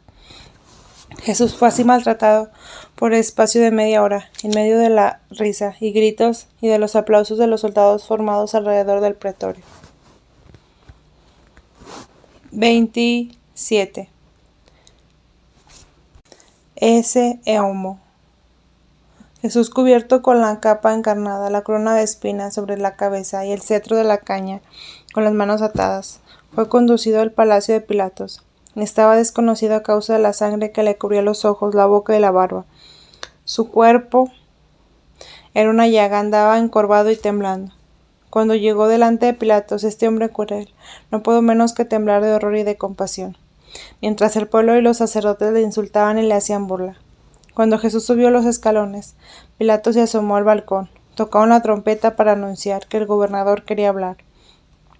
Se dirigió a los príncipes, a los sacerdotes y a todos los circunstantes y les dijo, que se presenten otra vez para que sepan que no halló en él ningún crimen. Jesús fue conducido cerca de Pilatos, de modo que todo el pueblo podía verlo. Era un espectáculo terrible y lastimoso, la aparición del Hijo de Dios, ensangrentado con la corona de espinas, bajando sus ojos ante el pueblo, mientras que Pilatos, señalándole con el dedo, gritaba a los judíos, «Ese homo». Los príncipes de los sacerdotes y sus adeptos, llenos de furia, gritaban, «Que muera, que sea crucificado». «No basta ya», dijo Pilatos. «Ha sido tratado de manera que no le quedará ganas de ser rey». Pero estos furiosos gritaban cada vez más, «Que muera, que sea crucificado». Pilatos mandó tocar otra vez la trompeta y dijo, «Entonces tómenlo y crucifíquenlo», pero no halló en él ningún crimen. Algunos de los sacerdotes gritaron, «Tenemos una ley por la cual debe fallecer, pues se ha llamado Hijo de Dios». Estas palabras, «se ha llamado Hijo de Dios», despertaron los temores supersticiosos de Pilatos. Hizo conducir a Jesús aparte y le preguntó de dónde era. Jesús no respondió, y Pilato le dijo, «¿No me respondes? ¿No sabes que puedo crucificarte o ponerte en libertad?» Y Jesús respondió, «No tendrías tú ese poder sobre mí, si no lo hubiese recibido de arriba. Por eso el que me ha entregado en tus manos ha cometido un gran pecado». Claudia Procla, temiendo la cobardía de su marido, mandó de nuevo su prenda para recordarle su promesa. Pero él dio una respuesta vaga y supersticiosa, cuyo sentido era de abandonarse a los dioses. Los enemigos de Jesús, habiendo sabido los pasos de Claudia en su favor, esparcieron por el pueblo que los partidarios de Jesús habían seducido a la mujer de Pilatos, que si la ponían en libertad se uniría con los romanos y que todos los judíos serían exterminados. Pilatos, en medio de la incertidumbre, estaba con un hombre ebrio. Su razón no sabía qué medio apelar. Habló otra vez a los enemigos de Jesús, y viendo que pedían su fin, con más que nunca agitado e incierto, quiso obtener del Salvador una respuesta que lo sacara de ese penoso estado. Volvió al pretorio y se sostuvo solo con él. ¿Será posible que sea un dios?, se decía a sí mismo, mirando a Jesús ensangrentado y desfigurado. Después le suplicó que le dijera si era Dios, si era el rey prometido a los judíos, hasta dónde se extendía su imperio y de qué orden era su divinidad. No puedo repetir más del que sentido de la respuesta de Jesús. El Salvador le habló con gravedad y severidad. Le dijo que consistía su reino y su imperio. Después le reveló todos sus crímenes secretos que él había cometido. Le predijo la suerte miserable que le esperaba y le anunció que el Hijo del Hombre vendría a pronunciar contra él en el juicio justo. Pilatos, atemorizado e irritado por las palabras de Jesús, volvió al balcón y dijo otra vez que quería libertar a Jesús. Entonces gritaron, «Si lo liberas no eres amigo del César». Otros decían que lo acusarían delante del emperador de haber turbado su fiesta, que era menester acabar, porque a las 10 tenían que estar en el templo. Por otras partes se oía gritar, «Que sea crucificado», hasta encima de las azoteas donde había muchos subidos. Pilatos vio que sus esfuerzos eran inútiles, el tumulto y los ritos eran horribles, y el pueblo estaba de tal estado de agitación, que podía temerse una insurrección. Pilatos mandó que le trajesen agua. Un criado se le echó sobre las manos delante del pueblo, y él gritó desde lo alto de la azotea, «Yo soy inocente de la sangre de este justo, vosotros respetaréis de ella». Inmediatamente se levantó un grito horrible y unánime de todo el pueblo, que se componía de gente y de toda la Palestina. «Que su sangre caiga sobre nosotros y sobre nuestros descendientes». 28. Reflexiones sobre estas visiones. Siempre que meditando sobre la dolorosa pasión de nuestro Señor, oigo este grito horrendo a los judíos, que su sangre caiga sobre nosotros y sobre nuestros descendientes. El efecto de esta maldición solemne me aparece sensiblemente bajo imágenes maravillosas y terribles. Veo sobre el pueblo que grita un cielo negro, cubierto de nubes ensangrentadas, de las cuales salen varas y espadas de fuego. Parece que esa maldición ha penetrado hasta la médula de sus huesos, hasta a los hijos en el vientre de su madre. Todo el pueblo me parece cubierto de tinieblas, y el grito sale de su boca como una llama que recae sobre ellos. Entra profundamente dentro de algunos y solo vuela sobre otros. Estos son los primeros que se convirtieron después de que Jesús partió. Su número fue considerable, pues mientras duraron sus horribles padecimientos, Jesús y María no cesaban de pedir por sus verdugos. Cuando en medio de las visiones de esta especie considero las almas de los enemigos de Jesús y las del Salvador y de su Santa Madre, todo lo que en ellas pasa se me presenta bajo diversas figuras. Veo una infinidad de demonios agitarse entre la multitud. Los veo instigando a los judíos, hablándoles al oído, entrando en su boca, animándolos contra Jesús y temblar a la vista del amor y de su paciencia inalterable. Alrededor de Jesús, de María, del pequeño número de santos que están ahí, hay muchos ángeles, su figura y su vestido. Deberían seguir su ocupación. Representan la consolación, la oración, la unción o alguna de las obras de misericordia. Oigo también voces amenazadoras o consoladoras salir de la boca de diversas apariciones, como un rayo luminoso de diversos colores. Veo también los movimientos del alma, los padecimientos interiores en una palabra, todos los sentimientos mostrarse por medio del pecho y de todo el cuerpo, bajo 1000 formas luminosas o tenebrosas. Entonces comprendo todo esto, pero es imposible explicarlo. Y además estoy tan mal, tan acabada por el dolor que me causan mis pecados y los de todos los hombres. Estoy tan afligida por los dolores de nuestro Señor, que no sé cómo me pongo en el menor orden en lo que digo.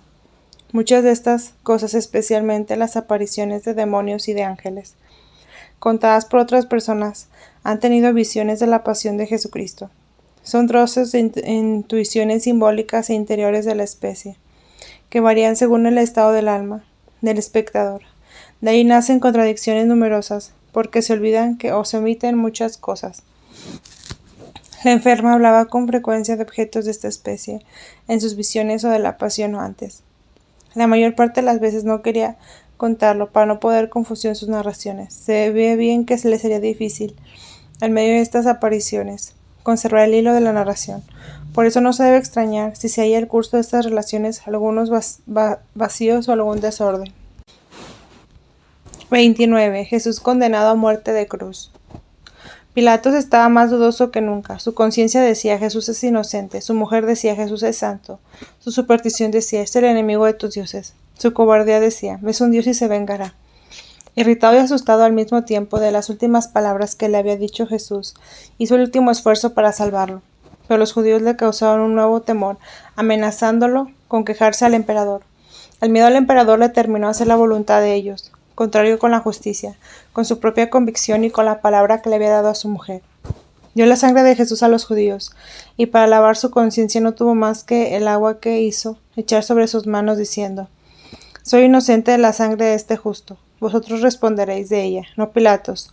Tú también tendrás que dar cuenta de ella, pues eres un juez inicuo y sin conciencia. Esta sangre que quieres lavar de tus manos no servirá para lavar tu alma. Cuando los judíos, habiendo pronunciado la maldición sobre sí y sobre sus hijos, pidieron que esa sangre redentora, que pide misericordia para nosotros, pidiera venganza contra ellos, Pilatos mandó hacer los preparativos para pronunciar la sentencia. Mandó traer sus vestidos de ceremonia. Se puso un tocado en donde brillaba una piedra preciosa y otra capa.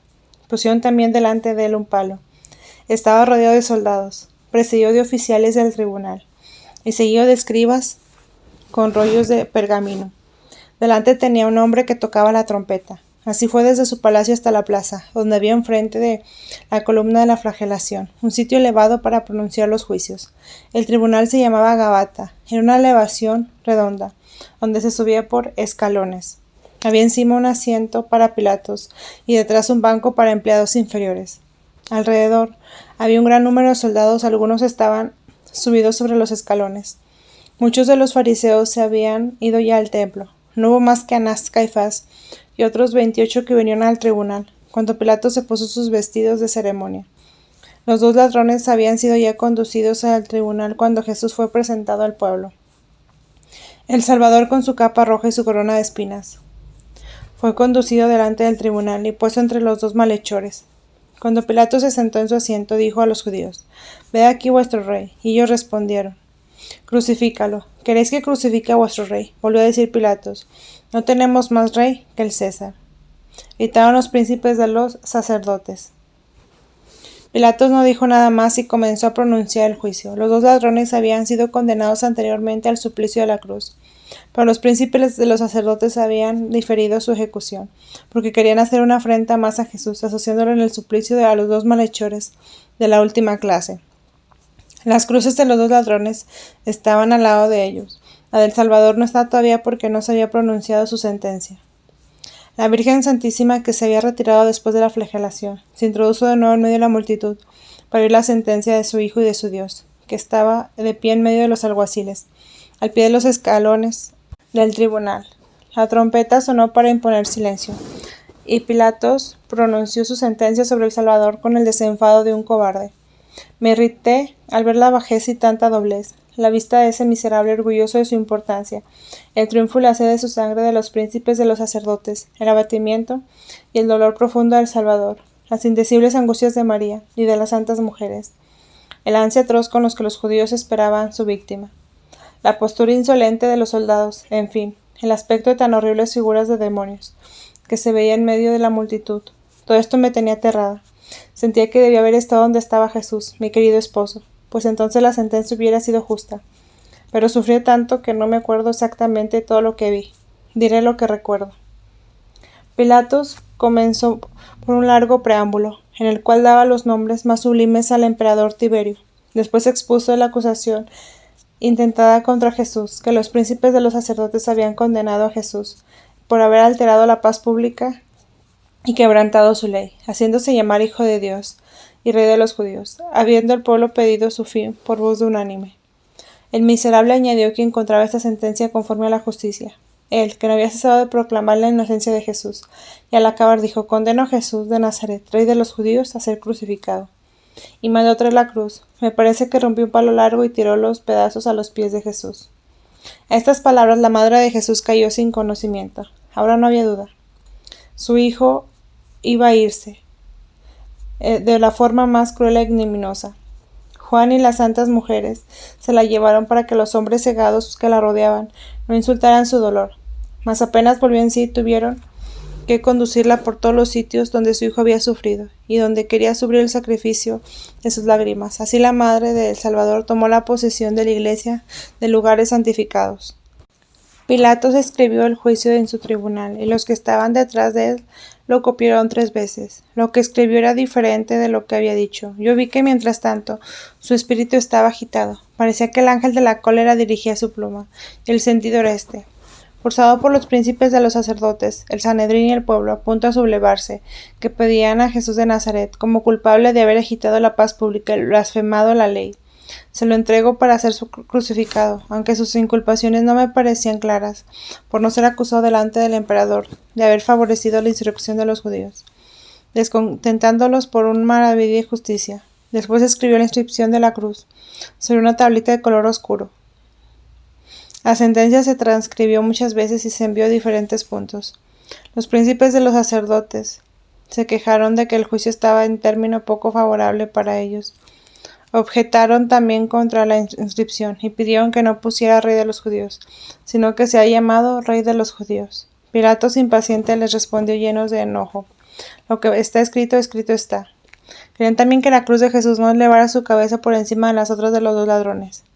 Sin embargo, era menester hacerla más alta, porque por culpa de los obreros no había espacio para poner la inscripción de Pilatos. Se valían de este pretexto para suprimir la inscripción, que les parecía injuriosa para ellos. Mas Pilato no quiso consentir y tuvieron que alargar la cruz, añadiéndole un nuevo pedazo.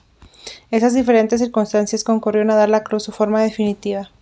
Sus 2 brazos se elevaban con las ramas de un árbol separándose del tronco, y se parecía a una Y, con la parte inferior prolongada entre las otras 2. Sus brazos eran más delgados que el del tronco, y cada una de ellas había sido puesta por separado. También había clavado un tarugo a los pies para sostenerlos. Mientras que Pilatos pronunciaba su juicio inicuo, vi que su mujer Claudia Procla le devolvía su prenda. En la tarde de ese mismo día, se salió secretamente del palacio para refugiarse con los amigos de Jesús.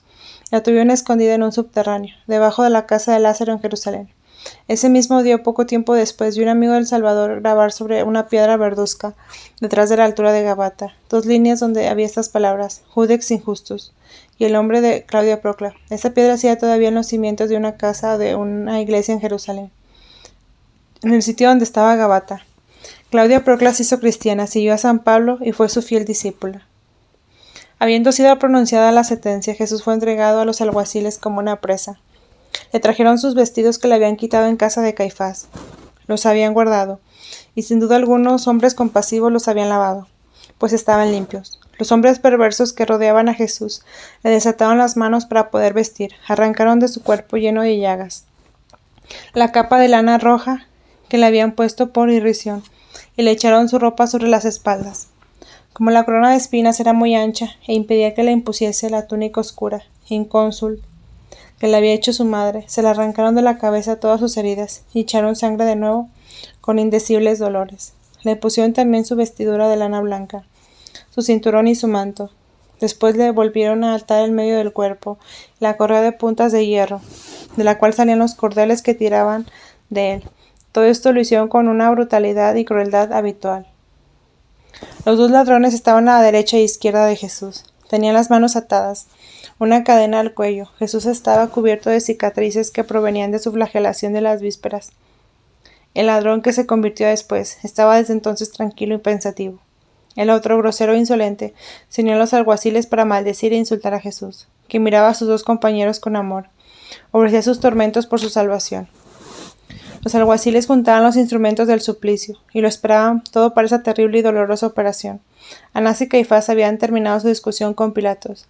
Tenían 2 bandas de pergamino con la copia de la sentencia y se dirigían con precipitación al templo, temiendo llegar tarde. Los príncipes de los sacerdotes se separaron del Cordero Pascual para ir al templo a sacrificar y a comer el símbolo, dejando a los infames verdugos conducir el altar de Jesús al Cordero de Dios, de que él era solo una figura. Habían puesto cuidado de no cometer ninguna impureza exterior, y su alma estaba manchada con la cólera del odio y la envidia. Habían gritado: que su sangre caiga sobre nosotros y sobre nuestros hijos. Y estas palabras habían cumplido la ceremonia. Habían puesto la mano del sacrificador sobre la víctima. Aquí se separaban 2 caminos que conducían al altar a la ley y altar de la gracia. Pilatos pagano, orgulloso e irresoluto, esclavo del mundo, temblando delante de Dios, adorando a los ídolos, decidió entre los 2 caminos y se volvió a su palacio. La inicua sentencia fue pronunciada a las 10 de la mañana. 30. Jesús lleva su cruz. Cuando Pilato salió del tribunal, una parte de los soldados le siguió y se formó delante del palacio. Una pequeña escolta se quedó con los condenados. 28 fariseos armados, entre los cuales estaban los enemigos de Jesús, que habían tomado parte al arresto en el huerto de los Olivos, vinieron a caballo para acompañarle al suplicio. Los alguaciles condujeron al Salvador en medio de la plaza, donde vinieron esclavos a echar la cruz a sus pies. Los 2 brazos estaban provisionalmente atados a la pieza principal con cuerdas. Jesús se arrodilló cerca de ella, la abrazó y la besó 3 veces, dirigiéndose a su Padre, acción de gracias por la redención del género humano. Como los sacerdotes paganos abrazaban un nuevo altar, así el Señor abrazaba su cruz. Los soldados levantaron a Jesús sobre sus rodillas, y tuvo que cargar con mucha pena este peso sobre su hombro derecho. Vi a ángeles invisibles ayudarle, pues si no, no hubieran podido levantarla. Mientras Jesús oraba, pusieron sobre el cuello a 2 ladrones las piezas transversales de sus cruces, atándolas de manos. Las grandes piezas las llevaban de los esclavos. La trompeta de la caballería de Pilatos tocó, y uno de los fariseos a caballo se acercó a Jesús, agobiado bajo su carga, y le dijo: basta de buenas palabras, adelante. Lo levantaron con violencia y sintió caer sobre sus hombros todo el peso que debemos llevar después de él, según sus santas y verídicas palabras. Entonces comenzó la marcha triunfal del Rey de los Reyes, tan ignominiosa sobre la tierra y tan gloriosa en el cielo. Habían atado 2 cuerdas a la punta del árbol, y 2 soldados la mantenían en el aire. Otras 4 tenían las cuerdas atadas a la cintura de Jesús. El Salvador, bajo su peso, me recordó Isaac llevando a la montaña el haz de leña para su sacrificio. La trompeta de Pilatos dio la señal de marcha, porque el gobernador en persona quería ponerse a la cabeza de un destacamento para impedir todo movimiento tumultuoso. Estaba a caballo, cubierto con sus armas, rodeado de sus oficiales y de trompa de caballería. Detrás venía un cuerpo de 300 hombres de infantería, todos de fronteras de Italia y de Suiza. Delante iba una trompeta que tocaba en todas las esquinas y proclamaba la sentencia. A pocos pasos venía una multitud de hombres y de chiquillos, que traían cordeles, clavos, cuñas y cestas, que contenían diferentes objetos. Otros más robustos traían palos, escaleras y las piezas principales de las cruces de los 2 ladrones. Detrás venían algunos fariseos a caballo, y un joven que llevaba sobre el pecho la inscripción que Pilatos había hecho para la cruz. Llevaban también en la punta de un palo la corona de espinas de Jesús, que no habían querido dejarle sobre la cabeza mientras llevaba la cruz. Este joven no era muy malo. Al fin nuestro Señor Jesús, con los pies descalzos y ensangrentados, abrumado bajo el peso de la cruz, temblando, lleno de llagas y heridas, sin haber comido ni bebido ni dormido desde la cena a la víspera, debilitado por la pérdida de sangre, devorado por la fiebre, la sed, el dolor infinito. Con la mano derecha sostenía la cruz sobre su hombro derecho. Su mano izquierda, cansada, hacía de cuando esfuerzos para levantar su largo vestido, que tropezaban sus pies heridos. 4 soldados tenían a cierta distancia las puntas de los cordeles atadas a la cintura. Los de adelante le tiraban, los 2 que seguían le empujaban, de suerte que no podían afirmar el paso. Sus manos estaban heridas por los cordeles que habían tenido atadas. Su rostro estaba ensangrentado e hinchado. La barba y sus cabellos manchados de sangre. El peso de la cruz y las cadenas apretaban contra su cuerpo. El vestido de la lana que se pegaba a sus llagas y las abría. A su alrededor no había más que irrisión y crueldad, mas su boca rezaba y sus ojos perdonaban. Detrás de Jesús iban los 2 ladrones, llevados también por cuerdas. No tenían más vestidos que un trapo. La parte superior del cuerpo estaba cubierta de una especie de camisa rota, sin mangas, abierta por los 2 lados. Tenían la cabeza cubierta con un gorro de paja. La mitad de los fariseos a caballo cerraban la marcha. Algunos de ellos corrían acá y allá para mantener el orden. A una distancia bastante grande venía la escolta de Pilatos, el gobernador romano con su uniforme de guerra. En medio de sus oficiales, presidido de un escuadrón de caballería y seguido de 300 infantes, atravesó la plaza y entró en una calle bastante ancha, corriendo por el pueblo para impedir todo movimiento popular. Jesús fue conducido por una calle estrecha y que rodeaba, para no estorbar a la gente que iba al templo ni a la tropa de Pilatos. La mayor parte del pueblo se había puesto en gran movimiento, después de haber condenado a Jesús.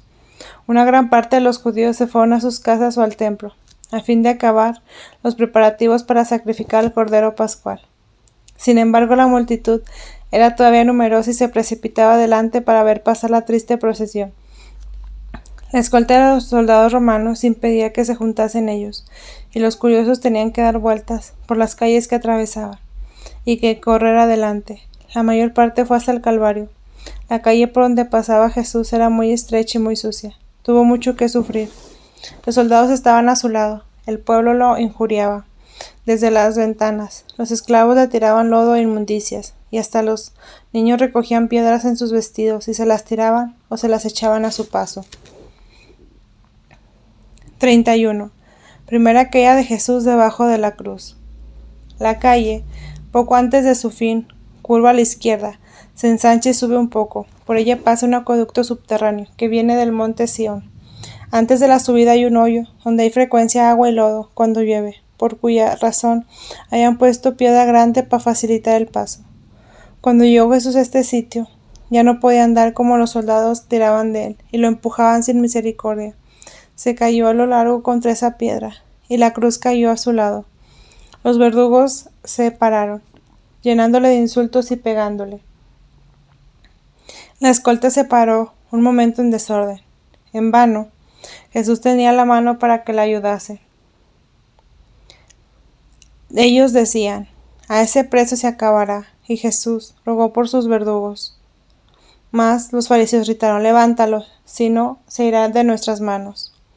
A los 2 lados del camino había mujeres llorando y niños asustados, sosteniendo por un socorro sobrenatural. Jesús levantó la cabeza y aquellos hombres atroces, en lugar de aliviar sus tormentos, le pusieron la corona de espinas. Habiéndolo levantado, le cargaron la cruz sobre sus hombros, y tuvo que ladear la cabeza con dolores infinitos para poder colocar sobre el hombro el peso con que estaba cargado. 32. Segunda caída de Jesús debajo de la cruz. La dolorosa madre de Jesús había salido de la plaza después de pronunciada la sentencia inicua, acompañada de Juan y de algunas mujeres. Había visitado muchos sitios santificados por los padecimientos de Jesús, pero cuando el sonido de la trompeta, el ruido del pueblo y la escolta de Pilatos anunció la ida para el Calvario, no pudo resistir el deseo de ver todavía a su divino Hijo, y pidió a Juan que la condujese a uno de los sitios por donde Jesús había de pasar. Se fueron al palacio cuya puerta daba a la calle, donde entró la escolta después de la primera caída de Jesús. Era, si no me equivoco, la habitación del sumo pontífice Caifás, pues su tribunal estaba solo en Sion. Juan obtuvo de un criado o portero compasivo el permiso de ponerse a la puerta con María y los que lo acompañaban. La Madre de Dios estaba pálida y con los ojos llenos de lágrimas, y cubierta enteramente con un manto pardo a su lado. Se oía ya el ruido que se acercaba, el sonido de la trompeta y la voz del pregonero publicando la sentencia en las esquinas. El criado abrió la puerta. El ruido era cada vez más grande y espantoso. María oró y dijo a Juan: «Debo ver este espectáculo. ¿Debo oír? ¿Cómo podré yo soportarlo?» Al fin salieron a la puerta.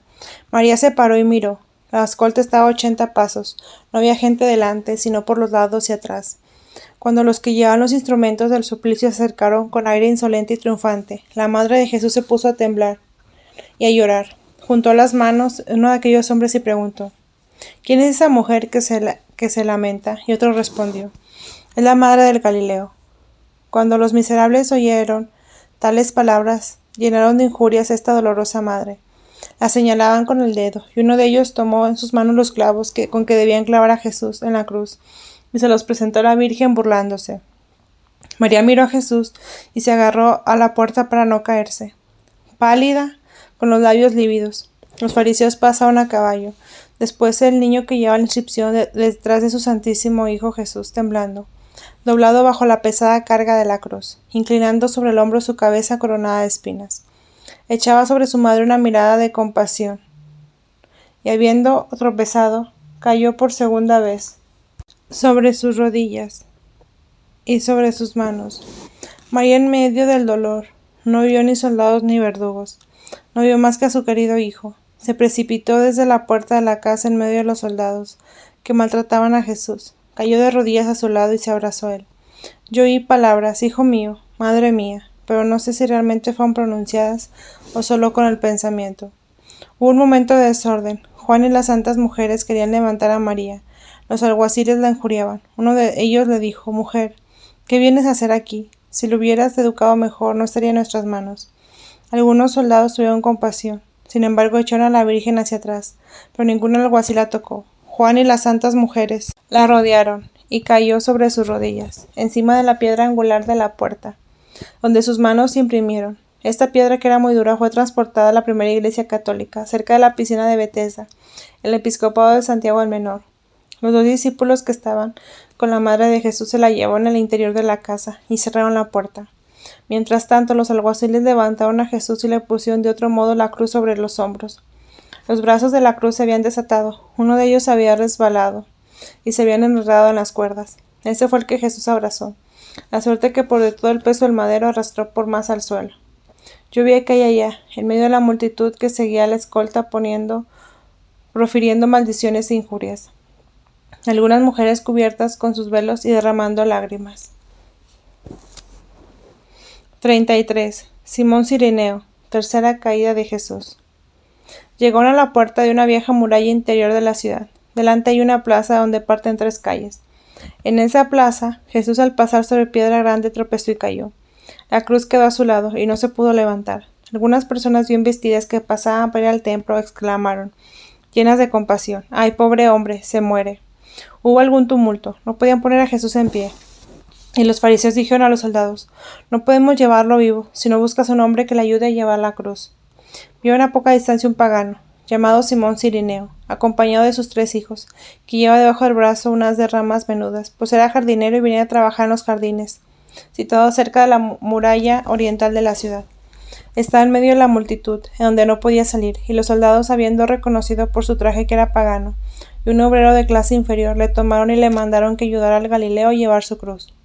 Primero se rehusó, pero tuvo que ser a la fuerza. Sus hijos lloraban y gritaban. Algunas mujeres que lo reconocían lo recogieron. Simón sentía mucho disgusto y repugnancia a causa del triste estado en que se hallaba Jesús, y de su ropa, toda está llena de lodo. Mas Jesús lloraba y le miraba con ternura. Simón le ayudó a levantarse, y al instante los alguaciles ataron sobre sus hombros uno de los brazos de la cruz. Enseguida a Jesús, que sentía aliviado de su carga, se pusieron en marcha. Simón era un hombre robusto de 40 años. Sus hijos llevaban vestidos de diversos colores. 2 eran ya crecidos, se llamaban Rufo y Alejandro. Se unieron después a los discípulos de Jesús. El tercero era más pequeño, y lo he visto con San Esteban, a un niño. Simón no llevó mucho tiempo la cruz sin sentirse penetrado de compasión. 34. Verónica y el sudario. La escolta entró en una calle larga que curvaba un poco a la izquierda y que estaba cortada por otras transversales. Muchas personas bien vestidas se dirigían al templo, pero algunas se retiraban al ver a Jesús, por el temor farisaico de contaminarse. Otras mostraban alguna compasión. Habían andado unos 200 pasos desde que Simón ayudara a Jesús a llevar la cruz, cuando una mujer de elevada estatura y de aspecto imponente, llevando a la mano una niña, salió de una hermosa casa situada a la izquierda y se puso adelante. Era Serafia, mujer de Sirac, miembro del consejo del templo, que se llamó Verónica de Beraicón, verdadero retrato, a causa de lo que hizo en ese día. Serafia había preparado en su casa un excelente vino, aromatizado, con la piadosa intención de dárselo de beber al Señor en su camino de agonía. Salió a la calle cubierta con su velo. Tenía un lienzo sobre sus hombros. Una niña de 9 años, que había adoptado, estaba a su lado, y escondióla al acercarse la escolta el vaso lleno de vino. Los que iban delante quisieron rechazarla, mas ella se abrió paso en medio de la multitud, de los soldados y de los alguaciles. Llegó hasta Jesús, se arrodilló y le presentó el lienzo extendido diciendo: «Permítame que limpie el rostro de mi Señor». El Señor tomó el paño, lo aplicó sobre su rostro ensangrentado y se lo devolvió, dándole gracias. Serafia, después de haberlo besado, lo metió debajo de su manto y se levantó. La niña alzó tímidamente el vaso de vino hacia Jesús, pero los soldados no permitieron que bebiera. La osadía y prontitud de esta acción habían provocado un movimiento en la multitud, por lo que se paró la escolta cerca de 2 minutos, y Verónica había podido presentar el sudario. Los fariseos y los alguaciles, irritados de esta parada y sobre todo de este homenaje público rendido al Salvador, pegaban y maltrataban a Jesús, mientras la Verónica entraba en su casa. Apenas había penetrado en su cuarto, extendió el sudario sobre la mesa que tenía delante, y cayó sin conocimiento. La niña se arrodilló a su lado, llorando. Una amiga que venía a verla la halló a un lado del lienzo extendido, que el rostro ensangrentado de Jesús se veía estampado de un modo maravilloso. Se sorprendió con este espectáculo. La hizo volver en sí, y le mostró el sudario delante del cual ella se arrodilló, llorando y diciendo: «Ahora lo quiero dejar todo, pues el Señor me ha dado un recuerdo». Este sudario era de lana fina, 3 veces más largo que ancho, y se llevaba habitualmente alrededor del cuello. Era costumbre ir con el sudario semejante a socorrer a los afligidos y a los enfermos, y limpiarles la cara en señal de dolor o de compasión. Verónica guardó siempre el sudario en la cabeza de su cama. Después de la dormición, fue para la Virgen y después para la Iglesia por intermedio de los apóstoles. Serafia era prima de Juan Bautista, pues su padre y Zacarías eran hijos de 2 hermanos. Cuando María, a la edad de 4 años, fue llevada a Jerusalén para tomar parte de las vírgenes del templo, Joaquín y Ana se hospedaron en casa de Zacarías. Serafia, que tenía al menos 5 años más que la Virgen, asistió a su casamiento con San José. Era también parienta del viejo Simeón, que profetizó entonces la presentación de Jesús en el templo, y estaba unida con sus hijos desde su infancia. Estos tenían como su padre un vivo deseo de la venida del Mesías, y también lo tenía Serafia. Cuando Jesús, de edad de 12 años, se quedó en Jerusalén para enseñar en el templo, Serafia, que estaba todavía soltera, enviaba su comida a una pequeña posada en un cuarto de legua de Jerusalén, en que permanecía cuando no estaba en el templo, y donde María, poco después de la Natividad, viniendo de Belén para presentar a Jesús en el templo, se había detenido un día y 2 noches en casa de 2 ancianos. Eran esenios que conocían a la Sagrada Familia. Esta posada era para los pobres. Jesús y los discípulos venían con frecuencia a alojarse en ella. Serafia se casó tarde. Su marido Sirac era descendiente de la casta Susana, que era miembro del consejo del templo. Al principio era muy opuesto a Jesús, y su mujer tuvo mucho que sufrir él a causa del amor al Salvador. José de Arimatea y Nicodemo lo hicieron cambiar a mejores sentimientos, y permitió que Serafia siguiera a Jesús.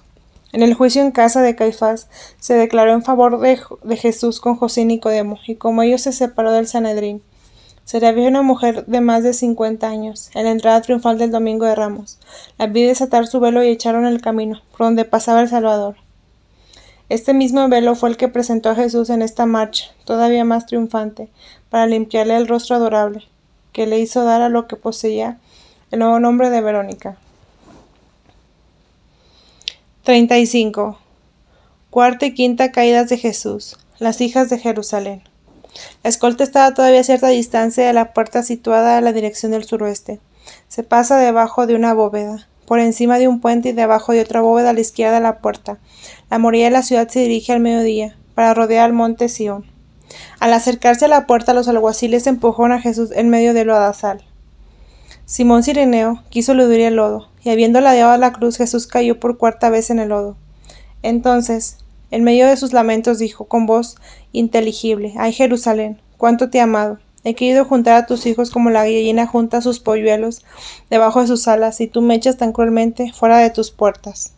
Al oír estas palabras, los fariseos le insultaron de nuevo, le pegaron y le arrastraron para sacarle el lodo.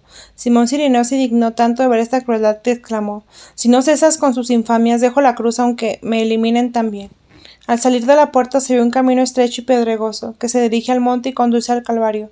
El camino real, del cual se aparta aquel, se divide a 3 de distancia. El uno vuelve a la izquierda y conduce a Belén por el valle de Ión.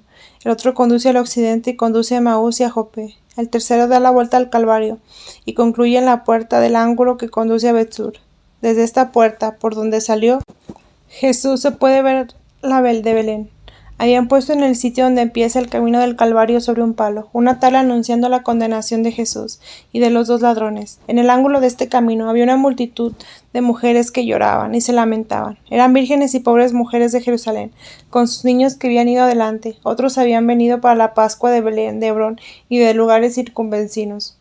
Jesús se desfalleció, pero no cayó al suelo, porque Simón dejó la cruz en la tierra y se acercó a él y los sostuvo. Esta es la quinta caída de Jesús debajo de la cruz. Al ver su rostro tan desfigurado y tan lleno de heridas, comenzaron a dar lamentos y, según la costumbre de los judíos, le presentaron lienzos para limpiarse el rostro. El Salvador se volvió a ellas y les dijo: Hijas de Jerusalén, no lloren por mí. Llora más bien por vuestros mismos hijos, pues vendrá un tiempo en que se dirá: Felices las estériles y las entrañas que no han engendrado, y los pechos que no han amamantado. Entonces empezarán a decir los montes: Caed sobre nosotros, y a las alturas: Cúbrenos, pues así se trata de la madera verde. ¿Qué será de la seca? Así se pararon de este sitio. Los que llevaban los instrumentos del suplicio fueron al monte Calvario, seguidos de 100 soldados romanos, de la escolta de Pilatos, que le seguían de lejos. Al llegar a la puerta, Pilatos envolvió el interior de la ciudad. 36. Jesús sobre el Gólgota. Sexta y séptimas caídas de Jesús. Se pusieron en marcha. Jesús, doblegado bajo su carga y bajo los golpes de sus verdugos, subió con mucho trabajo el rudo camino que dirige al norte, entre las murallas de la ciudad y el monte Calvario. En el sitio donde el camino tuerce al mediodía, se cayó por 6ª vez, y esta caída fue muy dolorosa. Le empujaron y pegaron más brutalmente que nunca, y llegó la roca del Calvario, donde cayó por 7ª vez. Simón Cireneo, maltratado también y cansado, estaba lleno de indignación y de piedad. Hubiera querido todavía aliviarla a Jesús, pero los alguaciles le echaron llenándole de injurias. Se reunió poco después a los discípulos. Echaron también toda la gente que había venido sin tener nada que hacer. Los fariseos a caballo habían seguido caminos cómodos y situados al lado occidental del Calvario. Desde esta altura se puede ver por encima de los muros de la ciudad el llano, que hay una elevación, teatro horrendo del suplicio. Es de forma circular. Está rodeado de un terraplén cortado por 5 caminos. Estos 5 caminos se hallan en muchos sitios del país, en los cuales se baña, se bautiza en la piscina de Betesda. Muchos pueblos tienen también 5 puertas. Hay en esto, como en todos los de Tierra Santa, una profunda significación profética, a causa de la abertura de 5 medios de salvación, a las 5 llagas del Salvador. Los fariseos a caballo se pararon delante de la llanura del lado occidental, donde la cuesta es suave. El lado por donde conducen a las condenas es áspero y rápido. 100 soldados romanos se hallaban dispersos allá y acá. Algunos estaban con los ladrones que no habían sido conducidos al llano para dejar la plaza libre, pero les habían recostado sobre las espaldas un poco más abajo, dejándolo los brazos atados y los maderos transversales de sus cruces. Mucha gente, la mayor parte de baja clase, extranjeros, esclavos, paganos, y muchas mujeres, todas las personas que no temían contaminarse, estaban al lado del llano, sobre las alturas circunvecinas. Eran las 12 menos cuarto, cuando el Señor tuvo la última caída y echaron a Simón. Los alguaciles dieron de Jesús para levantarlo y desataron los pedazos de la cruz y le pusieron en el suelo. Qué doloroso espectáculo presentaba el Salvador de pie, en el sitio de suplicio tan triste, tan pálido, tan despedazado, tan ensangrentado. Los alguaciles lo tiraron al suelo, insultándolo. Rey de los judíos, le decían, vamos a alzar tu trono. Pero él mismo se acostó sobre la cruz y lo extendieron para tomar medidas de sus miembros. Después lo condujeron a 70 pasos al norte, a una especie de cavidad abierta en la roca, que parecía una cisterna. Lo empujaron tan brutalmente que se hubiera roto de las rodillas contra la piedra, si los ángeles no lo hubiesen socorrido. Le oí lamentarse de un modo que partía el corazón. Cerraron la entrada y dejaron centinelas. Entonces comenzaron sus preparativos. En medio del llano circular estaba el punto más elevado de la roca del Calvario. Era una eminencia redonda, de 2 pies de altura, a la cual se subía por escalones. Abrieron en ella 3 hoyos, donde debían plantarse las 3 cruces, y pusieron a la derecha y a la izquierda las cruces de 2 ladrones, excepto las piedras transversales, a las cuales ellos tenían las manos atadas, y que fueron clavadas después sobre la pieza principal. Pusieron la cruz en un sitio donde debían clavarla, de modo que pudieron levantarla sin dificultad y dejarla caer en el hoyo. Clavaron los 2 brazos y el pedazo de madera para sostener los pies. Abrieron agujeros para los clavos y para la inscripción, hicieron muescas para la corona y para el torso del Señor, al fin que todo su cuerpo fuese sostenido y no colgado, y que el peso no pendiera de las manos, que se hubiera podido arrancar de los clavos. Clavaron estacas en la tierra y fijaron en ellas un madero, que se debía servir de apoyo a las cuerdas para levantar la cruz. En fin, hicieron otros preparativos de esta especie. 37. María y sus amigas van al Calvario. Cuando la Virgen, después de su doloroso encuentro con Jesús llevando la cruz, fue trasladada sin conocimiento, el amor y el deseo ardiente de estar con su Hijo y de no abandonarle le dieron una fuerza sobrenatural. Se fue a casa de Lázaro cerca de la puerta del ángulo donde estaban las otras santas mujeres, y salieron 17 para seguir el camino de la pasión. Las vi cubiertas con sus velos, ir a la plaza sin cuidarse de las injurias del pueblo, besar el suelo por donde Jesús había cargado con la cruz y seguir el camino que había llevado. María buscaba los vestigios de sus pasos y mostraba a sus compañeras los sitios consagrados por alguna circunstancia dolorosa. De este modo, la devoción más tierna de la Iglesia fue escrita por primera vez en el corazón maternal de María, con la espada que predijo el viejo Simeón. Pasó por su boca sagrada a sus compañeras y de estas hasta nosotros. Así la tradición de la Iglesia se perpetúa del corazón de la madre al corazón de los hijos. En todo el tiempo de los judíos han venerado los lugares consagrados por alguna acción santa. Levantan piedras, hacen peregrinaciones y van a adorar. Así el culto del camino sagrado de la cruz tuvo su origen bajo los pies mismos de Jesús, gracias al amor de la más tierna de las madres, y según los deseos de Dios sobre su pueblo. Estas santas mujeres entraron en casa de Verónica, porque Pilatos volvió por la misma calle con su escolta.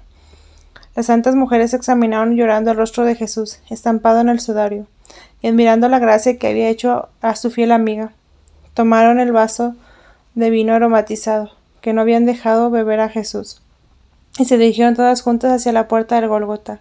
Su número se había aumentado con muchas personas bien intencionadas. Entre ellas, cierto número de hombres subieron al Calvario por el lado occidental, por donde la subida es más fácil. La madre de Jesús, sobrina María, hija de Cleofás, Salomé y Juan, se acercaban hasta el llano circular. Marta, María Elí, Verónica, Juana Chuza y Susana, y María, madre de Marcos, se detuvieron a cierta distancia con Magdalena, que estaba como fuera de sí. Más lejos estaban otras 7, y algunas personas compasivas que establecían las comunicaciones de un grupo a otro. Los fariseos a caballo estaban acá y alrededor de la llanura, y en las 5 entradas había soldados romanos. Qué espectáculo para María ver el sitio del suplicio, los clavos, los martillos, las cuerdas, la terrible cruz, los verdugos, medio desnudos y casi borrachos, haciendo sus horrendos preparativos con 1000 imprecaciones. La ausencia de Jesús prolongaba su martirio. Sabía que todavía estaba vivo, deseaba verlo, y temblaba al pensar en los tormentos que lo vería expuesto. Por la mañana hasta las 10 hubo granizo por los intervalos, mas a las 12 una niebla rojiza oscureció el sol. 38. Jesús desnudo y clavado en la cruz. 4 alguaciles fueron a sacar a Jesús del sitio donde le habían encerrado. Le dieron golpes y lo llenaron de ultrajes en los últimos pasos que le quedaban por andar. y lo arrastraron sobre la roca. Cuando las santas mujeres lo vieron, dieron dinero a un hombre para obtener de los alguaciles el permiso de dar de beber a Jesús el vino aromatizado de la Verónica. Mas los miserables no se lo dieron ni se lo bebieron. Tenían ellos 2 vasos con vinagre y el otro con una bebida que parecía vino, mezclado con mirra y con ajenjo. Presentaron esta última bebida al Señor Jesús. Habiendo mojado sus labios, no bebió. Había 18 alguaciles sobre la roca, los 6 que habían azotado a Jesús, los 4 que lo habían conducido, 2 que habían tenido las cuerdas atadas a la cruz, y 6 que debían crucificarlo. Estaban ocupados con el Salvador y con los 2 ladrones. Eran hombres pequeños y robustos, tenían cara de extranjeros, y los caballos erizados parecían animales feroces, servían a los romanos y a los judíos por el dinero. El aspecto de todo era tanto más espantoso para mí, cuando veía figuras horrorosas que demonios, que parecían ayudar a esos hombres crueles, y una infinidad de horribles visiones, bajo la forma de sapos, serpientes, dragones, de insectos venenosos de toda especie que oscurecían el cielo. Entraban en la boca y en el corazón de los circunstantes, y se ponían sobre sus hombros, y se sentían el alma llena de pensamientos abominables, y preferían horribles imprecaciones. Veía con frecuencia sobre Jesús figuras de ángeles llorando, o rayos donde no se distinguía más que cabecitas. También veía ángeles compasivos y consoladores sobre la Virgen, y sobre todos los amigos de Jesús. Los alguaciles quitaron a nuestro Señor su capa, el cinturón el cual le habían arrastrado y su propio cinturón. Le quitaron después su vestido exterior de lana blanca, y como no podían sacarle la túnica incónsul que su madre había hecho, a causa de la corona de espinas, arrancaron a la fuerza esta corona de la cabeza, abriendo todas sus heridas. No le quedaba más que su camisa corta de lana y su lienzo alrededor de la cintura. La camisa se había pegado a sus llagas, y sufrió dolores indecibles cuando se la arrancaron del pecho. El Hijo del Hombre estaba temblando, cubierto de llagas, echando sangre o cerradas. Sus hombros y espaldas estaban despedazados hasta los huesos. Le hicieron sentir sobre una piedra, le pusieron la corona sobre la cabeza, y le presentaron un vaso con hiel y vinagre, mas Jesús volvió la cabeza sin decir palabra. Enseguida lo extendieron sobre la cruz, y habiendo estirado su brazo derecho sobre la aspa de la cruz, lo ataron fuertemente. Uno de ellos puso las rodillas sobre su pecho sagrado, otro le abrió la mano, y el tercero apoyó sobre su carne un clavo grueso y largo, y le clavó un martillo de hierro. Un dulce lamento y claro salió del pecho de Jesús. Su sangre saltó de los brazos a sus verdugos. He contado los martillazos, pero se me han olvidado. Los clavos eran muy largos, las cabezas chata y del diámetro de una moneda. Tenían 3 esquinas, eran gruesos y un dedo pulgar la cabeza. La punta salía detrás de la cruz. Después de haber clavado la mano derecha del Salvador, los verdugos vieron que la mano izquierda no llegaba al agujero que habían abierto. Entonces ataron una cuerda a un brazo izquierdo y le tiraron con toda su fuerza, hasta que la mano llegó al agujero. Esa dislocación de sus brazos lo atormentó horriblemente, y su pecho se levantaba y sus rodillas se separaban. Se arrodillaron de nuevo sobre su cuerpo, le ataron el brazo y hundieron el segundo clavo en la mano izquierda. Se oían los quejidos del Señor en medio de los martillazos. Los brazos estaban extendidos horizontalmente, de modo que no cubrían los brazos de la cruz, que se elevaban oblicuamente. La Virgen Santísima sentía todos los dolores de su Hijo. Estaba pálida y gemía de dolor que se exhalaban en su pecho. Los fariseos la llenaban de insultos y burlas. Magdalena estaba como loca, se despedazaba la cara, sus ojos enrojecidos y sus mejillas vertían sangre. Habían clavado a la cruz un pedazo de madera para sostener a los pies de Jesús, con el fin de que todo el peso no prendía de las manos, y para que los huesos de los pies no se rompieran cuando los clavaran. Habían hecho ya un agujero para el clavo que debía clavar los pies, y una excavación para los talones. Todo el cuerpo de Jesús se había subido a lo alto de la cruz. Por la tensión de los brazos y sus rodillas se habían separado. Los verdugos los extendieron y los ataron con cuerdas, pero los pies no llegaban al pedazo de madera puesto para sostenerlos. Entonces, llenos de furia, los unos querían hacer nuevos agujeros para los clavos de las manos, pues era difícil poner el pedazo de madera más arriba. Otros decían imprecaciones contra Jesús. No querían estirarse, decían, pero vamos a ayudarle. Entonces ataron cuerdas a su pierna derecha y lo tendieron, hasta que el pie llegó al pedazo de madera. Fue una dislocación tan horrible que se oyó crujir el pecho de Jesús, que exclamó diciendo, ¡Oh Dios mío, oh Dios mío! Habían atado su pecho y sus brazos para no arrancar las manos de los clavos. Fue un horrible padecimiento. Ataron después el pie izquierdo sobre el derecho y lo horadaron primero, en una especie de taladro, porque no estaban bien puestos para poderse clavar juntos.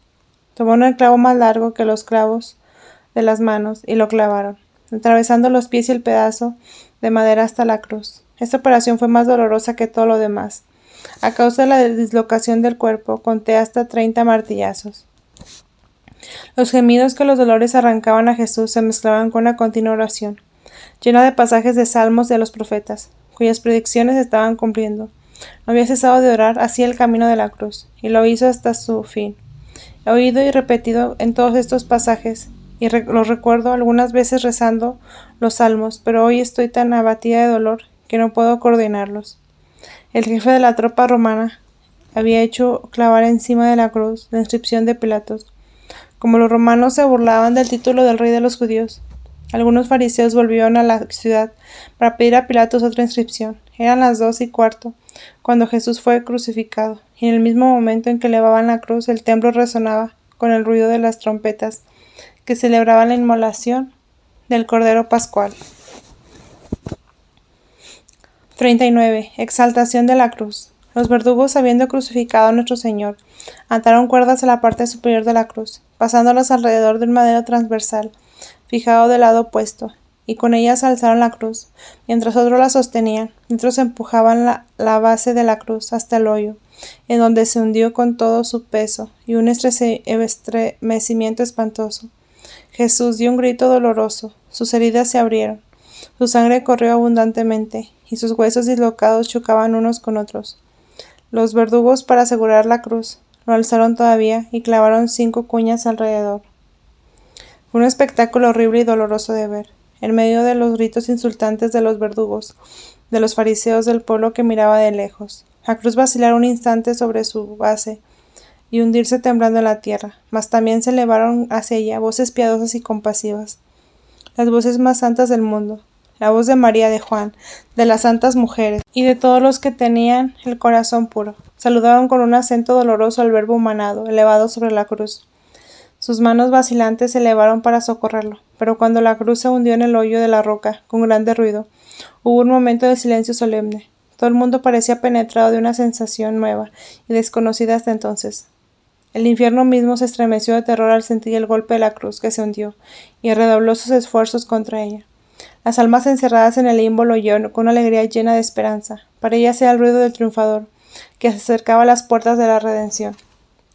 La sagrada cruz se elevaba por primera vez en medio de la tierra, y como otro árbol de vida en el paraíso, y de las llagas de Jesús corrían sobre la tierra 4 arroyos sagrados para fertilizarla, y hacer de ella el nuevo paraíso del nuevo Adán. El sitio donde estaba clavada la cruz era más elevado que el terreno circunvecino. Los pies de Jesús estaban bastante bajos para que sus amigos pudieran besarlos. El rostro del Señor estaba vuelto hacia el noroeste.